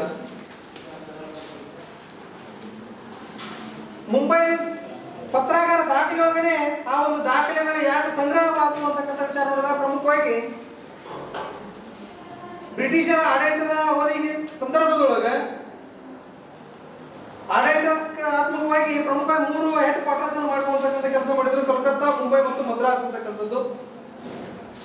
ಈ ಮುಂಬೈ ಕರ್ನಾಟಕದ ಮುಂಬೈ ಭಾಗಕ್ಕೆ ಸಂಬಂಧಪಟ್ಟಂತೆ ಐತಿಹಾಸಿಕ ವಿಚಾರಕ್ಕೆ ಸಂಬಂಧಪಟ್ಟಂತೆ ಅಂದ್ರೆ ಪ್ರಮುಖವಾಗಿ ಅದರಲ್ಲಿ ರಾಜಕೀಯ ಇತಿಹಾಸಕ್ಕೆ ಸಂಬಂಧಪಟ್ಟಂತಾಗಿರ್ಬೋದು, ಸೈನ್ಯಾಡಳಿತಕ್ಕೆ ಸಂಬಂಧಪಟ್ಟಂತಾಗಿರ್ಬೋದು, ಕಂದಾಯ ಇಲಾಖೆ ಹೀಗೆ ಮೊದಲಾದ ವಿಷಯಗಳಿಗೆ ಸಂಬಂಧಪಟ್ಟಂತ ದಾಖಲೆಗಳನ್ನು ಸಂಗ್ರಹಿಸಿರ್ತಕ್ಕಂಥ ಕೆಲಸವನ್ನ ಮುಂಬೈ ಆರ್ಕೈವ್ಸ್ ಮಾಡಲಾಗಿದೆ. ಪ್ರಸ್ತುತ ಮುಂಬೈ ಆರ್ಕೈವ್ಸ್ ಮುಂಬೈನಲ್ಲಿರ್ತಕ್ಕಂತಹ ಎಲ್ಫಿನ್ಸ್ಟನ್ ಅಂತಕ್ಕಂಥ ಒಂದು ಡಿಗ್ರಿ ಕಾಲೇಜ್ ಇದೆ. ಆ ಕಾಲೇಜಿನ ಆವರಣದ ಹಿಂಭಾಗದೊಳಗಿರ್ತಕ್ಕಂಥ ಕಟ್ಟಡದೊಳಗೆ ಇರ್ತಕ್ಕಂಥದ್ದು ನಾವು ಕಾಣ್ತೀವಿ. ಈ ಒಂದು ಕಟ್ಟಡದಲ್ಲಿ ಸುಮಾರು 2 ಅಂತಸ್ತಿನ ಕಟ್ಟಡ, ಒಂದೊಂದು ಅಂತಸ್ತು ಸುಮಾರು 25ರಿಂದ 30 ಅಡಿಗಳಷ್ಟು ಎತ್ತರವಾಗಿರ್ತಕ್ಕಂಥದ್ದು. ಆ 20ರಿಂದ 30 ಅಡಿಗಳಷ್ಟು ಎತ್ತರವಾಗಿರ್ತಕ್ಕಂಥ ಬಿಲ್ಡಿಂಗ್ ಒಳಗ ರ್ಯಾಕ್ ಗಳನ್ನು ಮಾಡಿದ್ದಾರೆ. ಕಬ್ಬಿಣದ ಸಳಿಗಳನ್ನ ಬಳಕೆ ಮಾಡಿಕೊಂಡು ರ್ಯಾಕ್ ಗಳನ್ನು ಮಾಡಿದ್ದಾರೆ. ಆ ರ್ಯಾಕ್ ನೊಳಗ ಈಗ ನಮ್ಮಲ್ಲಿ ಕಬಾಟೊಳಗ ಪುಸ್ತಕವನ್ನು ಹೊಂದಿಸಿರ್ತಕ್ಕಂಥ ಸಂಗತಿ ಬ್ರಿಟಿಷರ ಕಾಲದ ದಾಖಲೆಗಳನ್ನ ಸಂಪೂರ್ಣವಾಗಿ ಸಂಗ್ರಹಿಸಿರ್ತಕ್ಕಂಥ ಕೆಲಸವನ್ನು ಮಾಡಿದ್ದಾರೆ ಅಂತಕ್ಕಂಥದ್ದು. ಅಲ್ಲಿ ಸಂಗ್ರಹಿಸಿರ್ತಕ್ಕಂಥ ದಾಖಲೆಗಳಲ್ಲಿ ಪ್ರಮುಖವಾಗಿ ನಮ್ಮ ಭಾಗಕ್ಕೆ ಸಂಬಂಧಪಟ್ಟಂತೆ ಕರ್ನಾಟಕದ ಇತಿಹಾಸಕ್ಕೆ ಅಂದ್ರೆ ಉತ್ತರ ಕರ್ನಾಟಕದ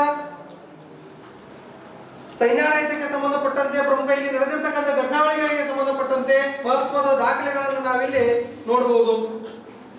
ಅವುಗಳನ್ನು ಬಳಕೆ ಮಾಡಿಕೊಂಡು ಇತಿಹಾಸ ರಚನಾ ಕಾರ್ಯ ನಡೆಸಿದ ಅಂತಂದಪ್ಪ ಅಂದ್ರೆ ಇರ್ತಕ್ಕಂತಹ ಇತಿಹಾಸದಲ್ಲಿ ಸಾಕಷ್ಟು ಇತಿಹಾಸ ಬದಲಾವಣೆ ಅಂದ್ರೆ ವಾಸ್ತವ ರಿಯಲ್ ಹಿಸ್ಟ್ರಿಯನ್ನ ಜಾರಿಗೆ ತರ್ತಕ್ಕಂಥ ಪ್ರಕ್ರಿಯೆ ನಡೆಯುವ ಅಂದ್ರೆ ನಾವು ಅಧ್ಯಯನ ಮಾಡ್ತಕ್ಕಂಥ ಇತಿಹಾಸದೊಳಗ ಸಾಕಷ್ಟು ರೀತಿಯಾದಂತಹ ಒಂದು ಐತಿಹಾಸಿಕ ಮಹತ್ವದ ವಿಚಾರದಲ್ಲಿ ಸಾಕಷ್ಟು ರೀತಿಯ ನುಸುಳುವಿಕೆ ಇರ್ತಕ್ಕಂಥದ್ದು ಅಥವಾ ಸುಳ್ಳು ದಾಖಲೆಗಳನ್ನು ಬಳಕೆ ಮಾಡಿರ್ತಕ್ಕಂಥದ್ದು ಇರ್ಬೋದು. ಆದ್ರೆ ರಿಯಲ್ ಹಿಸ್ಟ್ರಿ ಅಂತಕ್ಕಂಥದ್ದು ವಾಸ್ತವತೆ ಅಂತಕ್ಕಂಥದ್ದನ್ನ ಪುನರ್ರಚನೆ ಆಗ್ಬೇಕು ಅಂತಂದ್ರೆ ಅಲ್ಲಿರ್ತಕ್ಕಂಥ ದಾಖಲೆಗಳನ್ನ ಬಳಕೆ ಮಾಡ್ಕೊಳ್ಳೋದ್ರ ಮೂಲಕ ಆಗ್ತಕ್ಕಂಥದ್ದು. ದಾಖಲೆಗಳನ್ನ ಅಲ್ಲಿರ್ತಕ್ಕಂಥವುಗಳನ್ನ ಅಧ್ಯಯನ ಮಾಡ್ತಕ್ಕಂಥ ಪ್ರಕ್ರಿಯೆ ಸಾಕಷ್ಟು ರೀತಿ ಆಗ್ಬೇಕಾಗಿದೆ ಅಂತಕ್ಕಂಥದ್ದು. ಕಿತ್ತೂರು ದಾಖಲೆಗಳಿಗೆ ಸಂಬಂಧಪಟ್ಟಂತೆ ಗುರುಗಳು ಅದರ ಬಗ್ಗೆ ಸಾಕಷ್ಟು ರೀತಿಯಾದಂತಹ ದಾಖಲೆಗಳನ್ನು ಸಂಗ್ರಹಿಸಿ ಆಲ್ರೆಡಿ ಈಗ 2 ಸಂಪುಟಗಳ ಹೊರತರ್ತಕ್ಕಂಥ ಕೆಲಸ ಪ್ರಕಟಗೊಳಿಸ್ತಕ್ಕಂಥ ಕೆಲಸ ಆಗಿದೆ. ಇನ್ನು 3ನೇ ಸಂಪುಟದ ಪ್ರಕ್ರಿಯೆ ಕೂಡ ಪ್ರಕಟಗೊಳ್ತಕ್ಕಂಥ ಕೆಲಸ ನಡೆದಿದೆ ಅಂತಕ್ಕಂಥದ್ದು. ಹಾಗೆ ಹಲವಾರು ವಿಚಾರಗಳಿಗೆ ಸಂಬಂಧಪಟ್ಟಂತೆ ಪ್ರಸ್ತುತ ರಾಮದುರ್ಗದಲ್ಲಿ ನಡೆದಿರ್ತಕ್ಕಂಥ ಘಟನೆಗೆ ರಾಮದುರ್ಗ ದುರಂತ ಅಂತಕ್ಕಂಥದ್ದು ಏನ್ ಕರಿತೀವೋ ಆ ಘಟನೆಗಳಿಗೆ ಸಂಬಂಧಪಟ್ಟಂತೆ ಕೂಡ ಸಾಕಷ್ಟು ರೀತಿಯಾದಂತಹ ದಾಖಲೆಗಳು ಬ್ರಿಟಿಷರು ಬರೆದಿರ್ತಕ್ಕಂಥ ದಾಖಲೆಗಳನ್ನ ಪ್ರಾದೇಶಿಕವಾಗಿರ್ತಕ್ಕಂಥ ಹಲವಾರು ವಿಚಾರಗಳಿಗೆ ಸಂಬಂಧಪಟ್ಟಂತೆ ದಾಖಲೆಗಳನ್ನ ಅಲ್ಲಿ ಸಂಗ್ರಹಿಸಿರ್ತಕ್ಕಂಥ ಕೆಲಸ ಆಗಿದೆ. ಆ ಸಂಗ್ರಹಿಸಿರ್ತಕ್ಕಂಥ ಕೆಲಸ ಆಗಿದೆ. ಆದ್ರೆ ಅದರ ಬಳಕೆಗೆ ಸಂಬಂಧಪಟ್ಟಂತಿರ್ತಕ್ಕಂಥ ದ್ವಂದ್ವಗಳು ಏನಪ್ಪಾ ಅಂತಂದ್ರೆ ಅವುಗಳಿರ್ತಕ್ಕಂಥದ್ದು ಬ್ರಿಟಿಷ್ ಹ್ಯಾಂಡ್ ರೈಟಿಂಗ್ ನಿಂದ ಕೂಡಿರ್ತಕ್ಕಂದ್ರೆ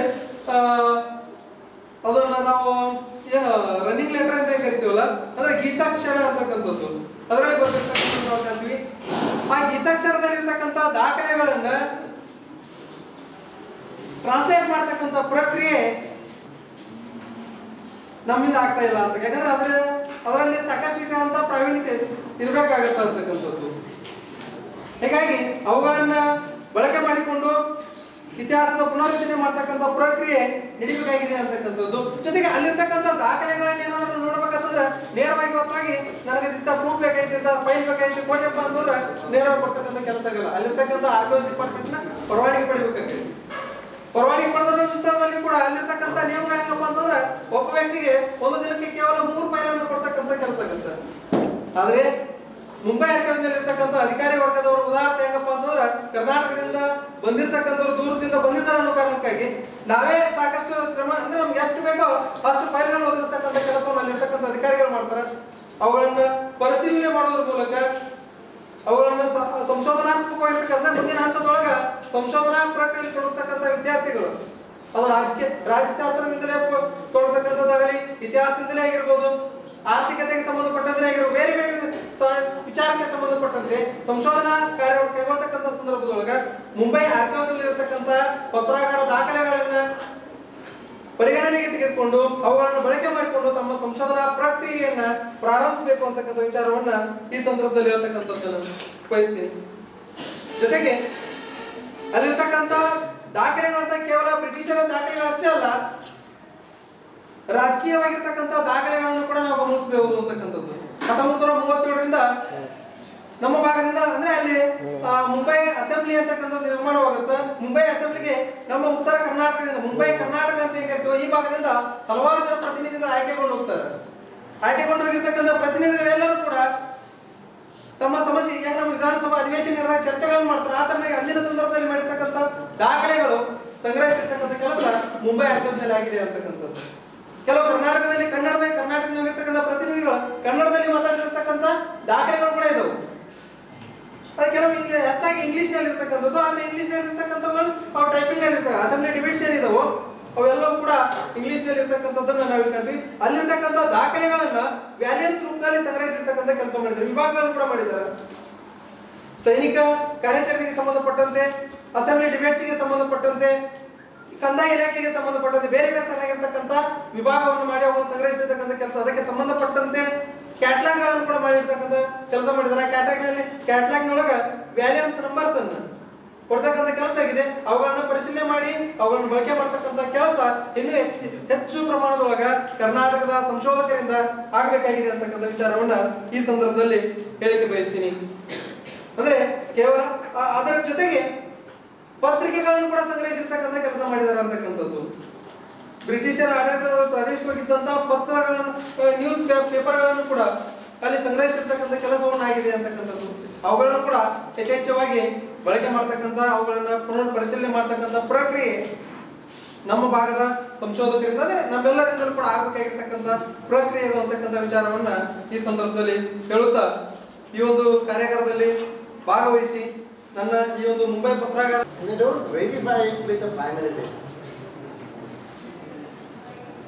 ಏನಾಗುತ್ತೆ ಅಂದ್ರೆ ಒರಿಜಿನಲ್ ಬುಕ್ ಅನ್ನು ಬಿಟ್ಟು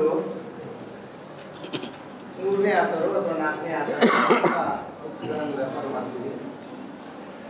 ಅವ್ರು ಏನು ಅರ್ಥ ಮಾಡ್ಕೊಂಡು ಬರ್ತಿರ್ತಾರೆ ಅದು ಗೊತ್ತಿರಂಗಿಲ್ಲ. At the end of the day we lose the original facts.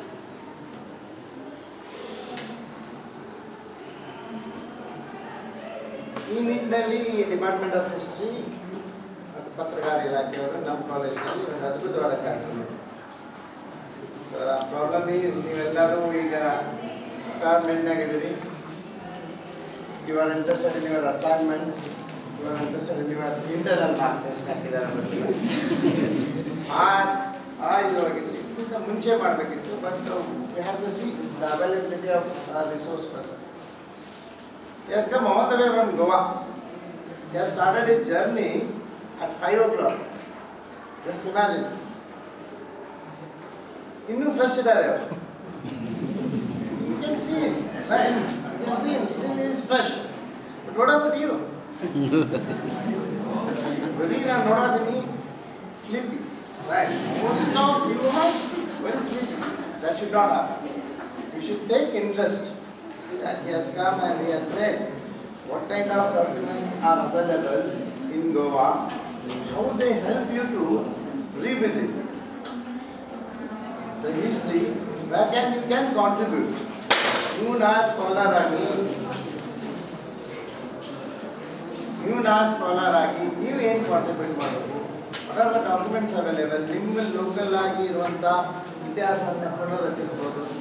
ಒಳ್ಳೆಯ ಕಾರ್ಯಕ್ರಮ. That let me thank Dr. Vakkar and his team, entire team, and ಪತ್ರಕರ ಇಲಾಖೆಗೆ madam. Thank you very much. Come all the way from Dharwad. ನೋಡಿ ನಾವು ಬರೋಕ್ಕಿಂತ ಮುಂಚೆ ಬಂದಿದ್ರು madam. And they have arranged everything very neatly. At least have patience. Look at all the portraits. ಅಲ್ಲಿ ಏನೇನು display ಮಾಡ್ಯಾರಲ್ಲ ಅವನ್ನೆಲ್ಲ ನೋಡ್ರಿ. ಅಟ್ಲೀಸ್ಟ್ ಒಂದನ್ನಾದರೂ ಅರ್ಥ ಮಾಡ್ಕೊಳ್ಳೋಕೆ ಪ್ರಯತ್ನ ಮಾಡಿ. So the government of Karnataka is spending on you. ಪತ್ರಕಾರ ಇಲಾಖೆ ನಿಮ್ಗೆ ಅಲ್ಲಿಂದ ತೊಗೊಂಡು ಬಂದು ಅಷ್ಟೆಲ್ಲ ಖರ್ಚು ಮಾಡಿ ನಿಮಗೋಸ್ಕರ ಡಿಪಾರ್ಟ್ಮೆಂಟ್ ಆಫ್ ಹಿಸ್ಟ್ರಿಗೋಸ್ಕರ ಮಾಡಿದ್ವಿ. And one more thing that by next year is going to start MA history. Right. And in the near future, so this institute will be recognized as a research center. ನಿಮಗೆ ಅವಕಾಶಗಳಿದ್ದಾವೆ. ಇಲ್ಲೇ ನೀವು research ಮಾಡಬೇಕು. ಈಗ ಆಟಿಟ್ಯೂಡನ್ನು ನೀವು ಬೆಳೆಸ್ಕೋಬೇಕು. And attitude has to be there. So I'm going to work on this field. I'm going to work with Portuguese documents or some other documents. Attitude ಬೆಳೆಸ್ಕೊಳ್ರಿ. ಇಂಥವು ಜಾಸ್ತಿ ಇನ್ನೂ department of history ನಮ್ಮದು ಮೇಜರ್ ಡಿಪಾರ್ಟ್ಮೆಂಟ್, ಸೋಷಿಯಲ್ ಸೈನ್ಸ್ನಲ್ಲಿ major department ಇಂಥ ಇನ್ನೂ ಕಾರ್ಯಕ್ರಮಗಳನ್ನು ನಡೆಸ್ತಾರೆ ಅಂತ ಹೇಳಿ ಥ್ಯಾಂಕ್ ಯು ವೆರಿ ಮಚ್. ಪತ್ರಕಾರ ಕೂಟ ಕಾರ್ಯಕ್ರಮ ರಾಜ್ಯ ಮಟ್ಟದ ಒಂದು ದಿನದ ಕಾರ್ಯಾಗಾರ ಹಾಗೂ ಐತಿಹಾಸಿಕ ಛಾಯಾಚಿತ್ರಗಳ ಪ್ರದರ್ಶನ ಕಾರ್ಯಕ್ರಮವನ್ನು ನಮ್ಮ ಮಹಾವಿದ್ಯಾಲಯದಲ್ಲಿ ಹಮ್ಮಿಕೊಂಡಿದ್ದು, ಈ ಕಾರ್ಯಕ್ರಮಕ್ಕೆ ವಿಶೇಷ ಉಪನ್ಯಾಸಕರಾಗಿ ಆಗಮಿಸಿದ ಡಾಕ್ಟರ್ ಬಾಲಾಜಿ ಶೋಣೆ, ಕಾರ್ಯನಿರ್ವಾಹಕ ಸಂಪಾದಕರು, ಗೋವಾ ಗೆಜಿಟೇಯರ್ ಮತ್ತು ಐತಿಹಾಸಿಕ ದಾಖಲೆಗಳ ಇಲಾಖೆ ಗೋವಾ, ಇವರಿಗೆ ನಮ್ಮ ಇತಿಹಾಸ ವಿಭಾಗದ ವತಿಯಿಂದ ಹಾಗೂ ಮಹಾವಿದ್ಯಾಲಯದ ಪರವಾಗಿ ತುಂಬ ಹೃದಯದ ವಂದನೆಗಳು.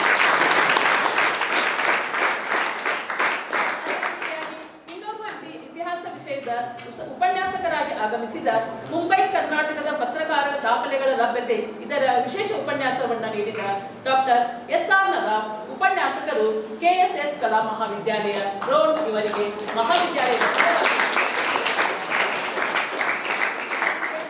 ಹಿರಿಯ ಸಹಾಯಕ ನಿರ್ದೇಶಕರು ಪ್ರಾದೇಶಿಕ ಪತ್ರಕಾರ ಇಲಾಖೆ ಧಾರವಾಡದ ಶ್ರೀಮತಿ ಮಂಜುಳಾ ಎಲಿಗಾರ್ ಮೇಡಮ್ ಅವರು ಕೂಡ ಆಗಮಿಸಿದ್ದು, ಇವರಿಗೂ ಕೂಡ ಇತಿಹಾಸದ ವಿಭಾಗ ಹಾಗೂ ಮಹಾವಿದ್ಯಾಲಯದ ಪರವಾಗಿ ತುಂಬ ಹೃದಯದ ವಂದನೆಗಳು. ಛಾಯಾಚಿತ್ರ ಪ್ರದರ್ಶನದ ಉದ್ಘಾಟಕರಾಗಿ ಆಗಮಿಸಿದ ಪ್ರೊಫೆಸರ್ ST ಚಿಕ್ನರ್ಗುನ್ ಸರ್ ಅವರಿಗೂ ಕೂಡ ಇತಿಹಾಸ ವಿಭಾಗದ ವತಿಯಿಂದ ಹಾಗೂ ಮಹಾವಿದ್ಯಾಲಯದ ಪರವಾಗಿ ತುಂಬ ಹೃದಯದ ವಂದನೆಗಳು.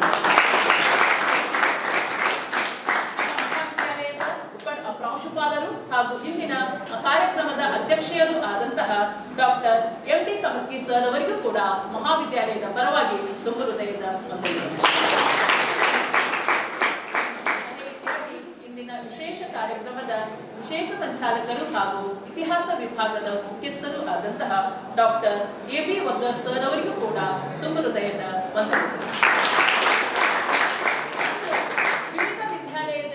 ಆಗಮಿಸಿದಂತಹ ಪ್ರೊಫೆಸರ್ ಜರ್ಕುಂಡಿ ಸರ್ ಅವರಿಗೂ ಹಾಗೂ ಪ್ರೊಫೆಸರ್ PM ಮೈಸರ್ಗಿ ಸರ್ ಅವರಿಗೂ ಹಾಗೂ ನಮ್ಮ ಮಹಾವಿದ್ಯಾಲಯದ ಎಲ್ಲ ಪ್ರಾಧ್ಯಾಪಕ ಮಿತ್ರರಿಗೂ ಕೂಡ ನಾನು ತುಂಬ ಹೃದಯದ ವೈಯಕ್ತಿಕವಾಗಿ ಹಾಗೂ ಮಹಾವಿದ್ಯಾಲಯದ ಪರವಾಗಿ ತುಂಬ ಹೃದಯದ ವಂದನೆಗಳನ್ನು ಸಲ್ಲಿಸುತ್ತೇನೆ.